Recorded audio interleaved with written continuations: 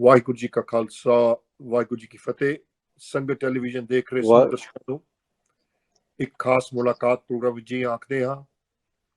ਅੱਜ ਸਾਡੇ ਉੱਚੇ ਭਾਗ ਸਾਡੇ ਨਾਲ ਪੰਥ ਦੀ ਉਹ ਸ਼ਖਸੀਅਤ ਜਿਨ੍ਹਾਂ ਦੇ ਗੁਰੂ ਮਹਾਰਾਜ ਦੀ ਅਪਾਰ ਪਰ ਬਖਸ਼ਿਸ਼ ਰਹਿਮਤ ਦਇਆ, ਜਿੱਥੇ ਸਿੱਖੀ ਦੇ ਪ੍ਰਚਾਰ ਧਰਮ ਦੇ ਪ੍ਰਚਾਰ ਦੇ ਵਿੱਚ ਅਣਥੱਕ ਸੇਵਾ ਨਿਭਾਈ।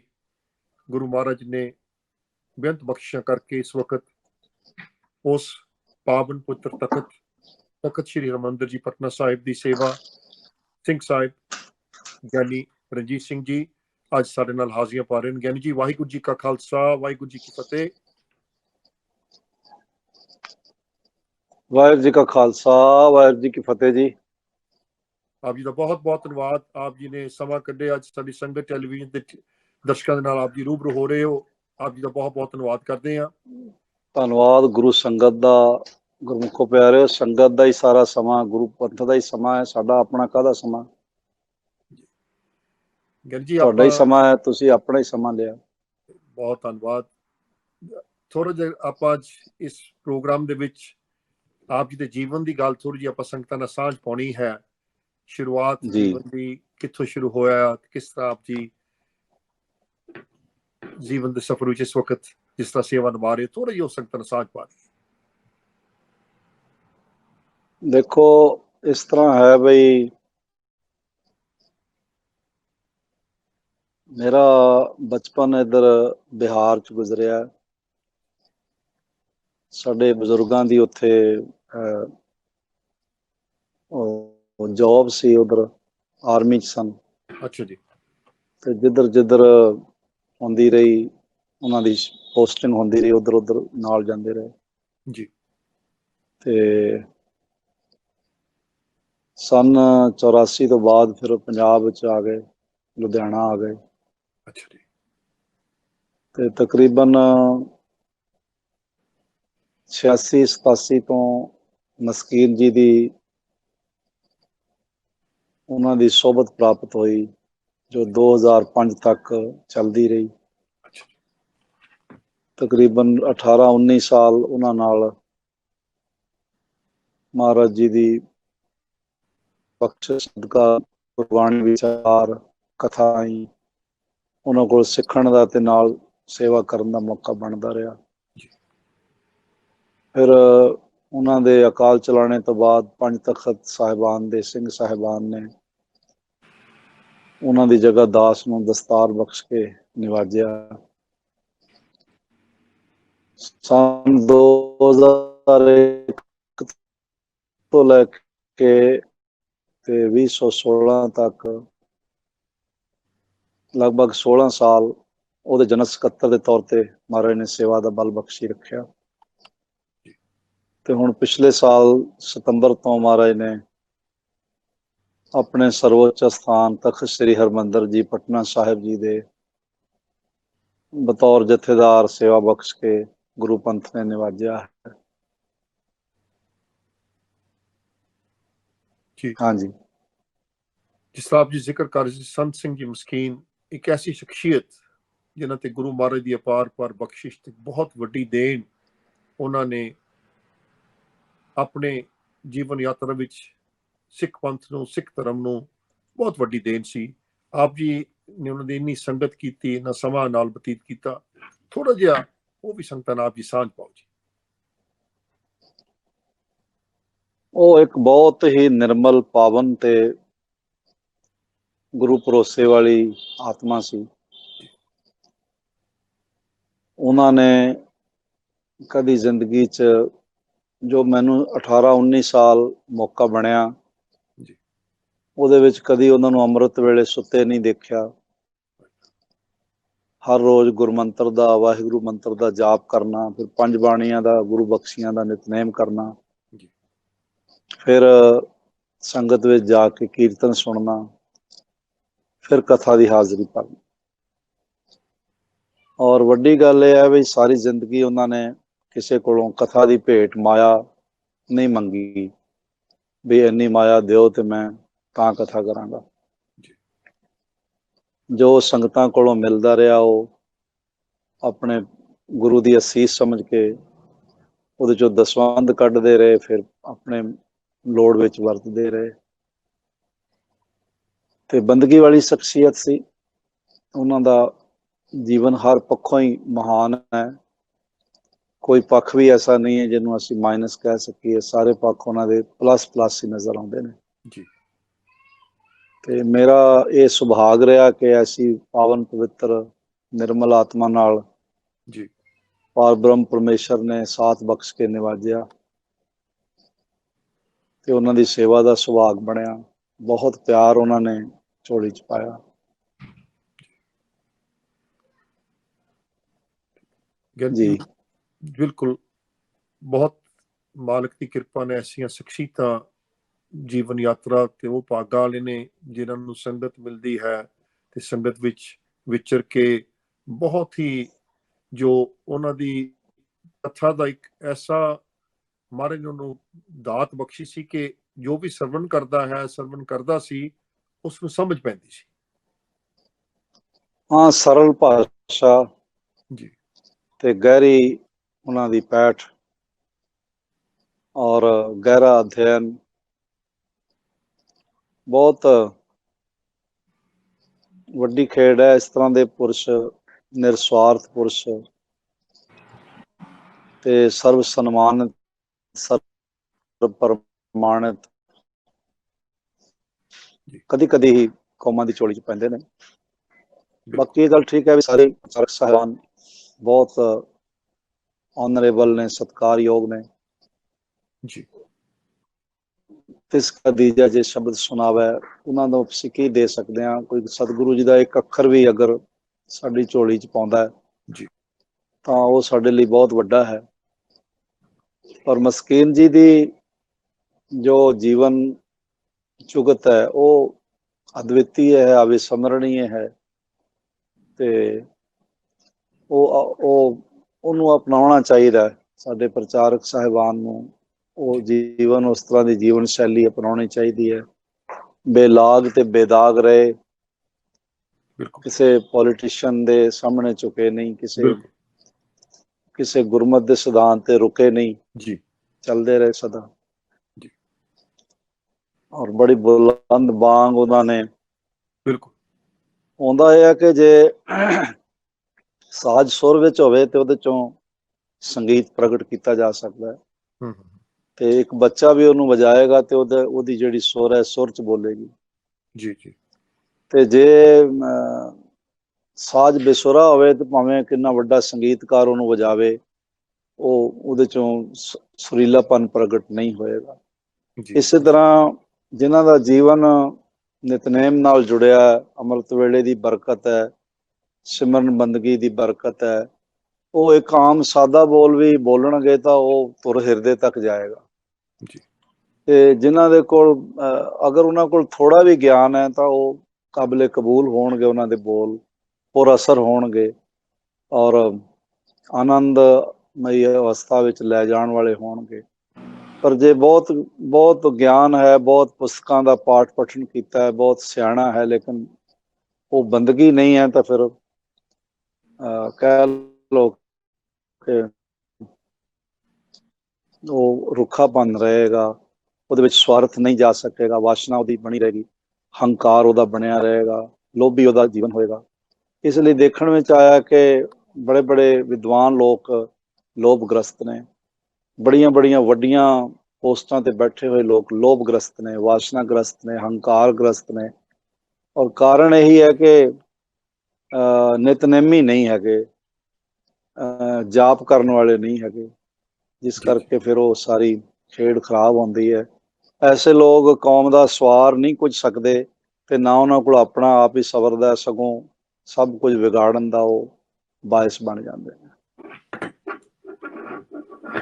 ਸਿੰਘ ਸਾਹਿਬ, ਮਹਾਰਾਜ ਨੇ ਸਿੱਖਾਂ ਤੇ ਬਹੁਤ ਰਹਿਮਤ ਕੀਤੀ, ਆਪਣੇ ਤੇ ਬਖਸ਼ਿਸ਼ ਕੀਤੀ। ਪਹਿਲਾਂ ਤਾਂ ਆਪਾਂ ਜੋ ਸਿੱਖ ਘਰਾਣੇ ਵਿੱਚ ਸਾਡੇ ਜਨਮ ਹੋਏ ਨੇ ਤੇ ਸਿੱਖਾਂ ਦੇ ਵਿਰਸੇ ਵਿੱਚ ਜੋ ਆਪਾਂ ਨੂੰ 5 ਤਖਤ ਮਹਾਰਾਜ ਨੇ ਸਾਨੂੰ ਬਖਸ਼ੇ ਨੇ, ਤੇ ਜਦੋਂ ਵੀ ਤਖਤ ਸਾਹਿਬ ਤੇ ਕਦੀ ਇਨਸਾਨ ਸੇਵ ਦਾ ਮੌਕਾ ਬਣਦਾ, ਖਾਸ ਕਰ ਜਦੋਂ ਅਸੀਂ 7 ਸਮੁੰਦਰੋਂ ਪਾਰ ਸਾਰੇ ਰਹਿੰਦੇ ਆ, ਮਨ ਵਿੱਚ ਇੱਕ ਭਾਵਨਾ, ਮਨ ਵਿੱਚ ਇੱਕ ਬਹੁਤ ਵਿਰਾਗ ਉੱਠਦਾ ਹੈ ਕਿ ਸੱਚੇ ਪਾਤਸ਼ਾਹ ਪਤਾ ਨਹੀਂ ਕਿੰਨਾ ਕੁ ਤਰਸ ਕੀਤਾ, ਕਿੰਨਾ ਕੁ ਮਸਤਕ ਹੋਣ ਦਾ ਸੁਭਾਗ ਸਮਾਂ ਸਾਨੂੰ ਝੋਲੀ ਵਿੱਚ ਪਾਇਆ। ਆਪ ਜੀ ਜਿੱਥੇ ਇੰਨੇ ਸਾਲਾਂ ਤੋਂ ਆਪ ਜੀ ਸੇਵਾ ਨਿਭਾਉਂਦੇ ਸੀ, ਇਸ ਵਕਤ ਆਪ ਜੀ ਉਸ ਪਾਵਨ ਪੁੱਤਰ ਤਖਤ ਦੀ ਜੋ ਮਹਾਰਾਜ ਨੇ ਆਪ ਜੀ ਨੂੰ ਸੇਵਾ ਬਖਸ਼ੀ ਹੈ ਜਥੇਦਾਰ ਦੀ, ਥੋੜਾ ਜਿਹਾ ਸੰਗਤਾਂ ਨਾਲ ਆਪ ਜੀ ਦੀ ਸਾਂਝ ਪਾਈ ਕਿ ਤਖਤ ਸਾਹਿਬ ਦੇ ਤੇ ਫਿਰ ਇਹ ਸੇਵਾਵਾਂ ਦੇ ਵਿੱਚ ਗੁਰੂ ਮਹਾਰਾਜ ਦੇ ਸਮੇਂ ਤੋਂ ਕਿਸ ਤਰ੍ਹਾਂ ਇਹ ਸੇਵਾਵਾਂ ਮਹਾਰਾਜ ਨੇ ਝੋਲੀ ਵਿੱਚ ਪਾਈਆਂ, ਉਹਨਾਂ ਗੁਰਮੁਖਾਂ ਦੇ, ਉਹਨਾਂ ਵਡਭਾਗਿਆਂ ਦੇ ਜੋ ਸੇਵਾ ਮਾਲਕ ਨੇ ਲਾਈ। ਦੇਖੋ ਇਸ ਤਰ੍ਹਾਂ ਇਹਦੇ ਵਿੱਚ ਮੈਂ ਆਪਣਾ ਜੋ ਅਨੁਭਵ ਹੈ ਉਹ ਆਪ ਜੀ ਨਾਲ ਸਾਂਝਾ ਕਰ ਸਕਦਾ ਜੀ ਜੀ ਜੀ ਕਿ ਇਹ ਕੋਈ ਲਿਆਕਤ ਦੀ ਗੱਲ ਨਹੀਂ ਹੈ, ਇਹ ਕੋਈ ਕਰੋੜਾਂ ਜਨਮਾਂ ਦੀ ਇਬਾਦਤ ਵੀ ਹੋਵੇ ਤੇ ਧਨ ਵੀ ਹੋਵੇ ਤੇ ਬੰਦੇ ਦੀ ਜਾਣ ਪਛਾਣ ਵੀ ਹੋਵੇ ਤੇ ਅਪਰੋਚ ਵੀ ਹੋਵੇ, ਇਹਨਾਂ ਚੀਜ਼ਾਂ ਨਾਲ ਇਹ ਸੇਵਾ ਨਹੀਂ ਮਿਲਦੀ। ਇਹ ਆਪਣਾ ਐਫਰਟਸ ਨਹੀਂ ਕੰਮ ਕਰਦੇ ਇੱਥੇ। ਇਹ ਸਤਿਗੁਰੂ ਗੁਰੂ ਗੋਬਿੰਦ ਸਿੰਘ ਮਹਾਰਾਜ ਜੀ ਦੀ ਕੋਈ ਅਥਾਹ ਨਿਵਾਜਿਸ਼ ਹੀ ਹੈ, ਕੋਈ ਸਮਝ ਤੋਂ ਬਾਹਰ ਦੀ ਗੱਲ ਹੈ ਬਈ ਇਹਨੂੰ ਐਕਸਪਲੇਨ ਨਹੀਂ ਮੈਂ ਕਰ ਸਕਦਾ ਵੀ ਗੁਰੂ ਨੇ ਕੀ ਖੇਡ ਵਰਤਾਈ ਹੈ। ਇਹ ਸਤਿਗੁਰੂ ਜੀ ਨੂੰ ਆਪ ਹੀ ਪਤਾ ਹੈ ਜੋ ਉਹਨਾਂ ਦੀ ਖੇਡ ਹੈ। ਇਹਦੇ ਪਿੱਛੇ ਕੋਈ ਮੇਰੇ ਐਫਰਟਸ ਨਹੀਂ ਹੈਗੇ, ਨਾ ਮੇਰੀ ਕੋਈ ਯੋਗਤਾ ਹੈ। ਮੇਰੀ ਤਾਂ ਜ਼ਿੰਦਗੀ ਜਿਹੜੀ ਹੈ ਉਹ ਗੁਰੂ ਸੰਗਤ ਦੇ ਚਰਨ ਧੂੜ ਦਾ ਆਸਰਾ ਹੀ ਰਿਹਾ, ਉਹੀ ਮੇਰੇ ਜੀਵਨ ਦਾ ਆਧਾਰ ਵੀ ਰਿਹਾ, ਉਹੀ ਮਸਤਕ ਦਾ ਸ਼ਿੰਗਾਰ ਵੀ ਰਿਹਾ, ਤੇ ਹੁਣ ਵੀ ਮੈਂ ਉਸ ਤਰ੍ਹਾਂ ਹੀ ਆਪਣੇ ਨਿਰਮਾਣਤਾ ਮਹਾਰਾਜ ਕੋਲੋਂ ਮੰਗਦਾ ਔਰ ਉਸ ਨਾਲ ਹੀ ਚੱਲਦਾ। ਬਾਕੀ ਯੋਗਤਾ ਵਾਲੀ ਗੱਲ ਤਾਂ ਕੋਈ ਦਿਖਾਈ ਨਹੀਂ ਪੈਂਦੀ, ਕੋਈ ਸਤਿਗੁਰੂ ਦੀ ਆਪਣੀ ਕਲਾ ਹੀ ਹੈ, ਉਹਨਾਂ ਨੇ ਨਿਵਾਜ ਲਿਆ, ਉਹਨਾਂ ਦੀ ਰਹਿਮਤ ਹੈ, ਗੁਰੂ ਖਾਲਸਾ ਪੰਥ ਦੀ ਰਹਿਮਤ ਹੈ, ਗੁਰੂ ਸੰਗਤ ਦੀ ਬਖਸ਼ਿਸ਼ ਹੈ, ਆਪਣਾ ਤਾਂ ਕੁਛ ਨਹੀਂ ਇਹਦੇ ਚ ਜੀ। ਪਰ ਸਿੰਘ ਸਾਹਿਬ ਜਿਸ ਤਰ੍ਹਾਂ ਆਪ ਜੀ ਇਸ ਵਕਤ ਤਖਤ ਸ੍ਰੀ ਹਰਿਮੰਦਰ ਸਾਹਿਬ ਜੀ ਦੀ ਪਟਨਾ ਸਾਹਿਬ ਦੀ ਸੇਵਾ ਵਿੱਚ ਆਪ ਜੀ ਨਿਭਾ ਰਹੇ ਹੋ, ਕਿਉਂਕਿ ਹਾਂਜੀ ਗੁਰੂ ਕਿਰਪਾ ਸਦਕਾ ਨਿਭ ਰਹੀ ਹੈ ਸਾਡੀ, ਹਾਂਜੀ ਜਿਹੜੇ ਸਾਡੇ ਬੱਚਿਆਂ ਨੂੰ, ਆਉਣ ਵਾਲੀ ਜਨਰੇਸ਼ਨ ਨੂੰ ਸਾਡੇ ਤਖਤ ਸਬਾਨਾਂ ਦਾ ਜ਼ਰੂਰ ਪਤਾ ਹੋਵੇ, ਇਹਨਾਂ ਦਾ ਕੀ ਮਹੱਤਵ ਹੈ ਸਾਡੇ ਜੀਵਨ ਵਿੱਚ, ਹੈ ਨਾ ਜੀ?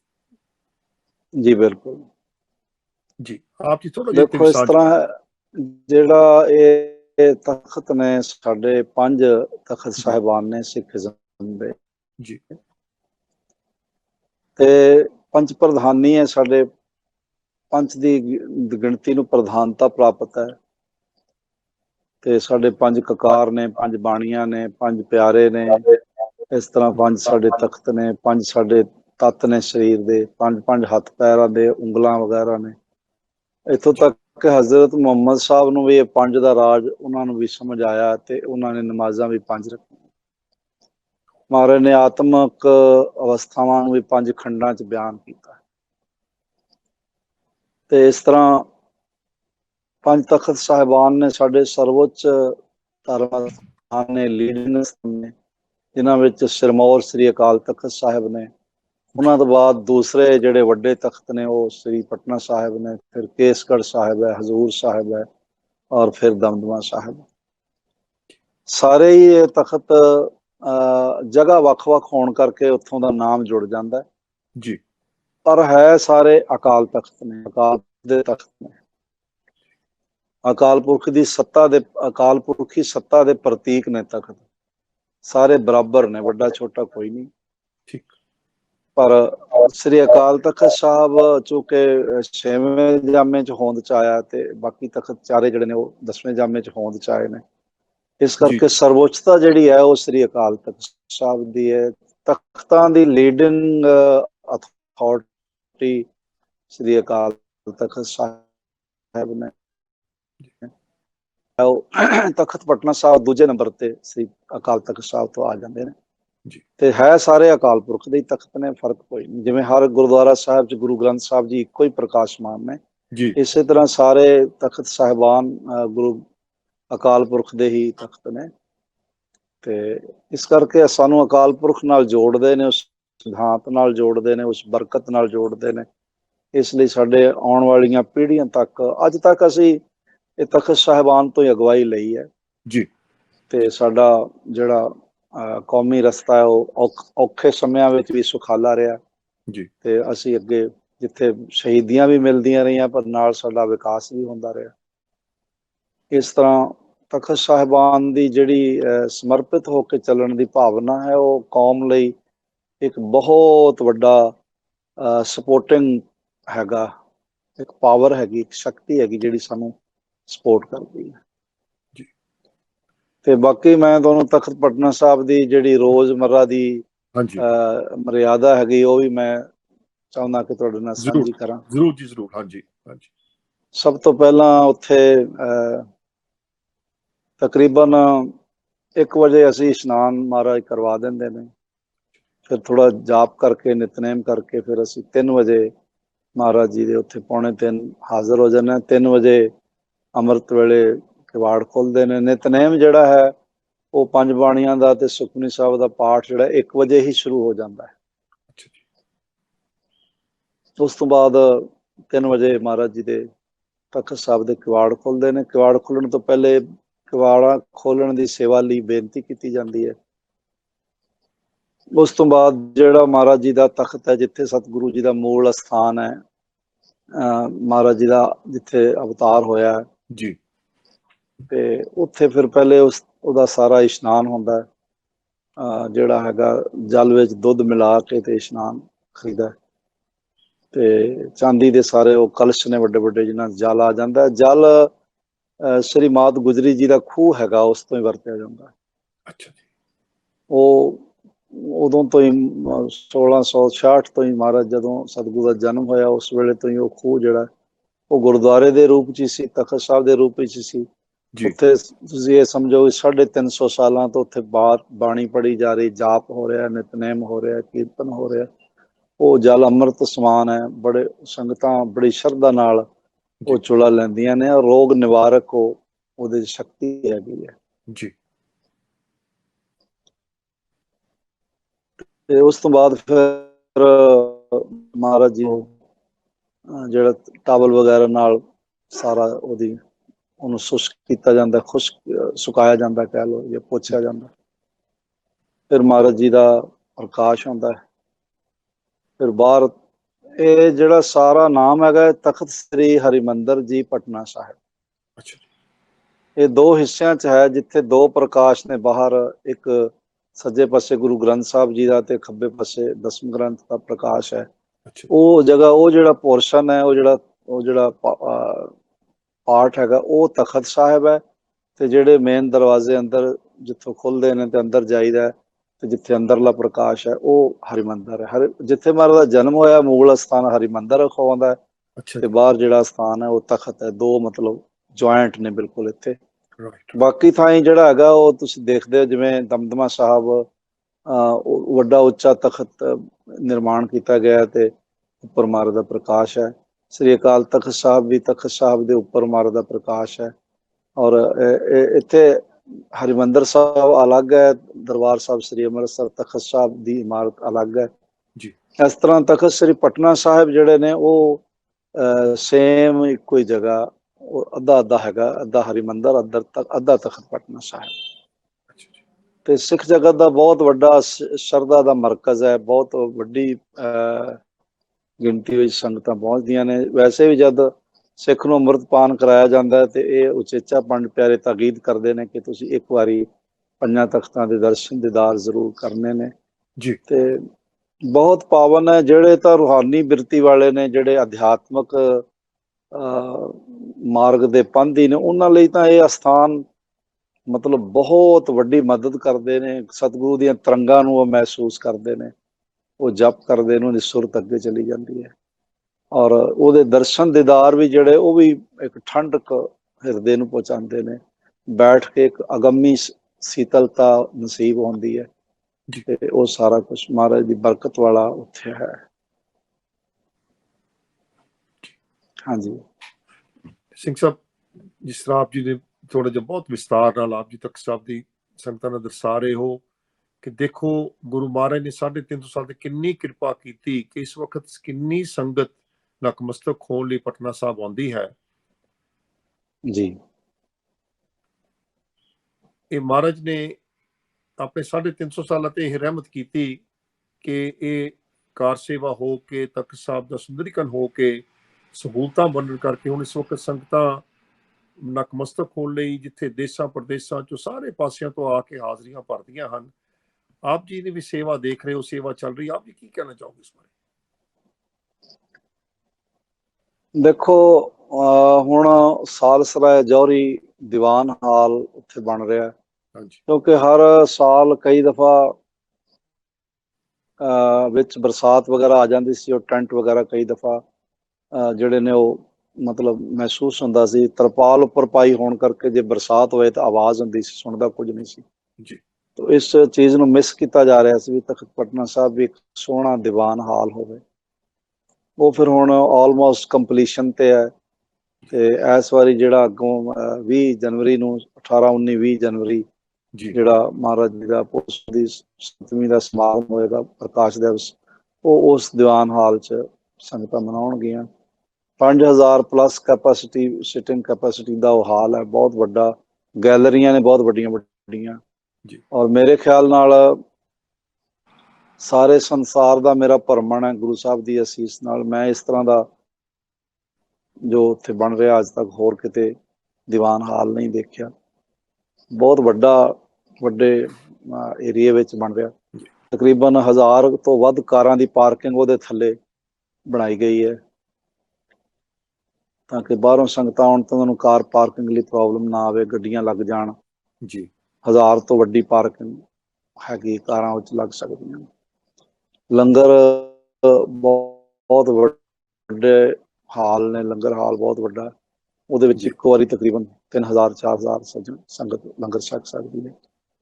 ਗੁਰਦੁਆਰਾ ਕੰਗਨ ਘਾਟ ਸਾਹਿਬ ਜੀ ਦਾ ਬਹੁਤ ਸੋਹਣਾ ਖੂਬਸੂਰਤ ਸਥਾਨ ਜਿਹੜਾ ਉਹ ਤਿਆਰ ਹੋ ਗਿਆ, ਔਰ ਉਹਦੀ ਜਿਹੜੀ ਸ਼ਕਲ ਵੀ ਉਹ ਕੰਗਣ ਵਾਂਗੂ ਗੋਲ ਰੱਖੀ ਗਈ ਹੈ।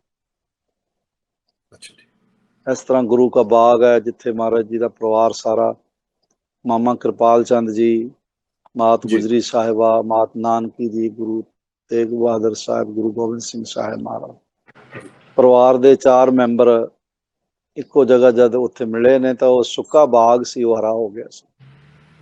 ਉਹ ਮਤਲਬ ਸਤਿਗੁਰੂ ਜੀ ਦੀ ਬੰਦਗੀ ਬਰਕਤ ਦੀਆਂ ਤਰੰਗਾਂ ਅੱਜ ਵੀ ਉੱਥੇ ਮਹਿਸੂਸ ਹੁੰਦੀਆਂ। ਇਸੇ ਤਰ੍ਹਾਂ ਗੁਰਦੁਆਰਾ ਰਾਜਗੀਰ ਹੈ ਪਰੇ, ਸੀਤਲ ਕੁੰਡ ਹੈ ਗੁਰੂ ਨਾਨਕ ਦੇਵ ਜੀ ਦਾ, ਕੋਈ 90 ਕਿਲੋਮੀਟਰ ਹੈ, ਘੰਟੇ ਸਵਾ ਘੰਟੇ 'ਚ ਪਹੁੰਚ ਜਾਈਦਾ ਜੀ। ਉੱਥੇ 22 ਕੁੰਡ ਨੇ ਪਾਣੀ ਦੇ, ਜਿਨ੍ਹਾਂ ਚੋਂ ਪਾਣੀ ਨਿਕਲਦਾ ਹੈ, ਔਰ ਇਲਾਕਾ ਜਿਹੜਾ ਉਹ ਗੰਦਕੀ ਪਹਾੜ ਹੋਣ ਕਰਕੇ, ਸਲਫਰ ਦਾ ਇਲਾਕਾ ਹੋਣ ਕਰਕੇ ਪਾਣੀ ਦਾ ਜਿਹੜਾ ਉਹ ਕੈਮੀਕਲੀ ਰਿਐਕਸ਼ਨ ਹੁੰਦਾ ਵੀ ਜਦ ਗੰਧਕ ਨਾਲ ਪਾਣੀ ਛੂੰਹਦਾ ਹੈ ਤੇ ਉਹ ਗਰਮ ਹੋ ਜਾਂਦਾ ਜੀ। ਤੇ 22 ਕੁੰਡ ਨੇ ਜਿਨ੍ਹਾਂ ਚੋਂ ਪਾਣੀ ਗਰਮ ਨਿਕਲਦਾ ਹੈ, ਤੇ ਉਹ ਸਾਰਿਆਂ ਦਾ ਜਿਹੜਾ ਮੂਲ ਸਰੋਤ ਹੈ ਪਾਣੀ ਦਾ ਉਹ ਇੱਕੋ ਹੀ ਹੈ ਸਾਰਾ, ਜਿਸ ਸੋਮੇ ਚੋਂ 22 ਅੱਗੇ ਨਿਕਲਦੇ ਨੇ ਜੀ। ਤੇ ਉੱਥੇ ਇੱਕ ਇਹਨਾਂ ਦਿਨਾਂ 'ਚ ਮਲ ਮਾਸ ਉਹਨੂੰ ਕਹਿੰਦੇ ਨੇ, ਜਦੋਂ ਮਹੀਨਾ ਵੱਡਾ ਹੁੰਦਾ ਹੈ ਨਾ, ਉਹਨੂੰ ਇੱਕ ਦਿਨ ਵੱਧ ਜਾਂਦਾ ਹੈ, ਉਸ ਨੂੰ ਮਲ ਮਾਸ ਕਹਿੰਦੇ ਨੇ। ਅੱਛਾ ਜੀ। ਉਹ ਮਲ ਮਾਸ ਦੇ ਮਹੀਨੇ ਉੱਥੇ ਬਹੁਤ ਵੱਡਾ ਪੁਰਾਤਨ ਸਮੇਂ ਤੋਂ ਇੱਕ ਮੇਲਾ ਲੱਗਦਾ ਸੀ, ਜਿਵੇਂ ਹਰਿਦੁਆਰ ਮੇਲਾ ਲੱਗਦਾ ਸੀ, ਜਿਵੇਂ ਸ਼ਿਵਰਾਤ ਦਾ ਮੇਲਾ ਸਿੱਧਾਂ ਦਾ ਲੱਗਦਾ ਸੀ, ਇਸ ਤਰ੍ਹਾਂ ਸਾਰੇ ਉੱਥੇ ਲੋਕ ਪਹੁੰਚਦੇ ਸੀ ਭਾਰਤ ਦੇ। ਭਾਰਤ ਵੀ ਮਤਲਬ ਅਵਿਭਾਜਿਤ ਸੀ, ਬੰਗਲਾਦੇਸ਼ ਵਿੱਚ ਸੀ, ਪਾਕਿਸਤਾਨ ਵਿੱਚ ਸੀ ਜੀ, ਇਸ ਤਰ੍ਹਾਂ ਬਰਮਾ ਦਾ ਬਹੁਤ ਸਾਰਾ ਇਲਾਕਾ ਹੋਰ। ਤੇ ਉੱਥੇ ਮਹਾਰਾਜ ਗੁਰੂ ਨਾਨਕ ਦੇਵ ਜੀ ਦੇ ਉਹਨਾਂ ਦਿਨਾਂ ਚਰਨ ਪਏ ਨੇ, ਤੇ ਮਹਾਰਾਜ ਨੇ ਉਪਦੇਸ਼ ਦਿੱਤਾ, ਲੱਖਾਂ ਹੀ ਲੋਕ ਗੁਰੂ ਨਾਨਕ ਦੇ ਸਿੱਖ ਬਣੇ। ਤੇ ਜਦ ਮਹਾਰਾਜ ਚੱਲਣ ਲੱਗੇ ਤਾਂ ਉਹਨਾਂ ਨੇ ਕਿਹਾ ਵੀ ਸੱਚੇ ਪਾਤਸ਼ਾਹ, ਇੱਥੇ ਪਾਣੀ ਇੱਕ ਤਾਂ ਗਰਮ ਹੈ ਤੇ ਪੀਤਾ ਨਹੀਂ ਜਾਂਦਾ, ਦੂਸਰਾ ਗੰਦਗੀ ਹੋਣ ਕਰਕੇ ਪੀਤਾ ਨਹੀਂ ਜਾਂਦਾ, ਤੇ ਜੇ ਪੀ ਲਈਏ ਤਾਂ ਉਹ ਡਾਈਜੈਸਟ ਨਹੀਂ ਹੁੰਦਾ ਤੇ ਹੋਰ ਕਈ ਬਿਮਾਰੀਆਂ ਦਾ ਕਾਰਨ ਬਣਦਾ। ਤੇ ਆਪ ਕਿਰਪਾ ਕਰੋ ਸਾਨੂੰ ਪੀਣ ਵਾਲਾ ਜਲ ਮਿਲ ਜਾਏ, ਇੱਥੇ ਆ ਕੇ ਸਾਨੂੰ ਪਾਣੀ ਦੀ ਤਕਲੀਫ ਆਉਂਦੀ ਹੈ, ਅਸੀਂ ਦੂਰੋਂ ਦੂਰੋਂ ਆਉਂਦੇ ਹਾਂ, ਪਾਣੀ ਕਿੱਥੇ ਮਿਲਦਾ ਹੈ, ਕੋਈ ਖੂਹ ਦਾ ਵੀ ਨਹੀਂ ਪਤਾ।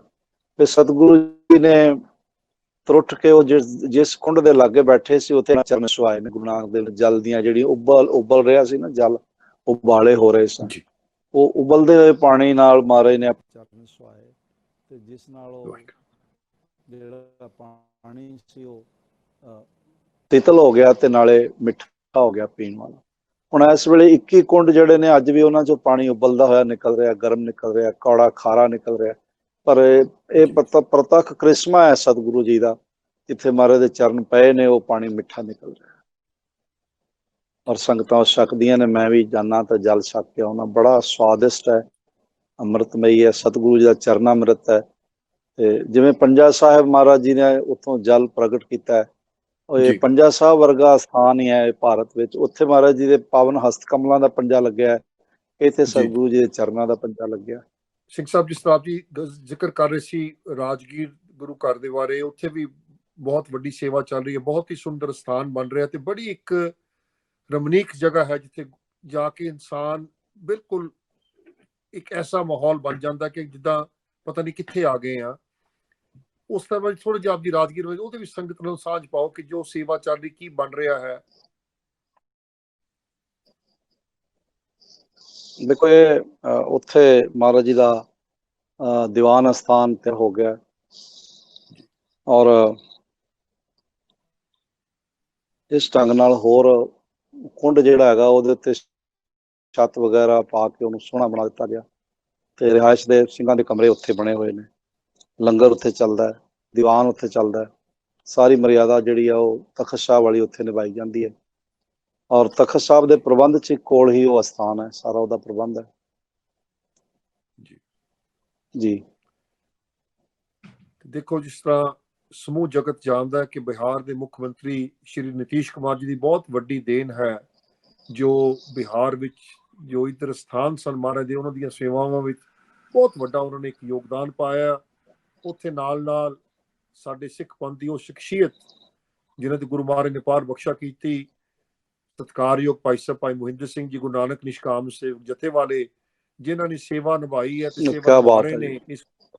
ਹਾਂਜੀ, ਸੋ ਆਪ ਜੀ ਕੀ ਕਹਿਣਾ ਚਾਹੋਗੇ? ਦੋ ਸ਼ਖਸੀਅਤਾਂ ਦਾ ਨਾਮ ਬਹੁਤ ਪਟਨਾ ਵਿੱਚ ਆਪਾਂ ਦੇਖਦੇ ਹਾਂ ਜਦੋਂ ਵੀ ਪਟਨਾ ਦੀ ਗੱਲ ਕਰਦੇ ਹਾਂ, ਆਪ ਜੀ ਕੀ ਕਹਿਣਾ ਚਾਹੋਗੇ? ਜੀ ਦੇਖੋ, ਇਸ ਤਰ੍ਹਾਂ ਹੈ ਕਿ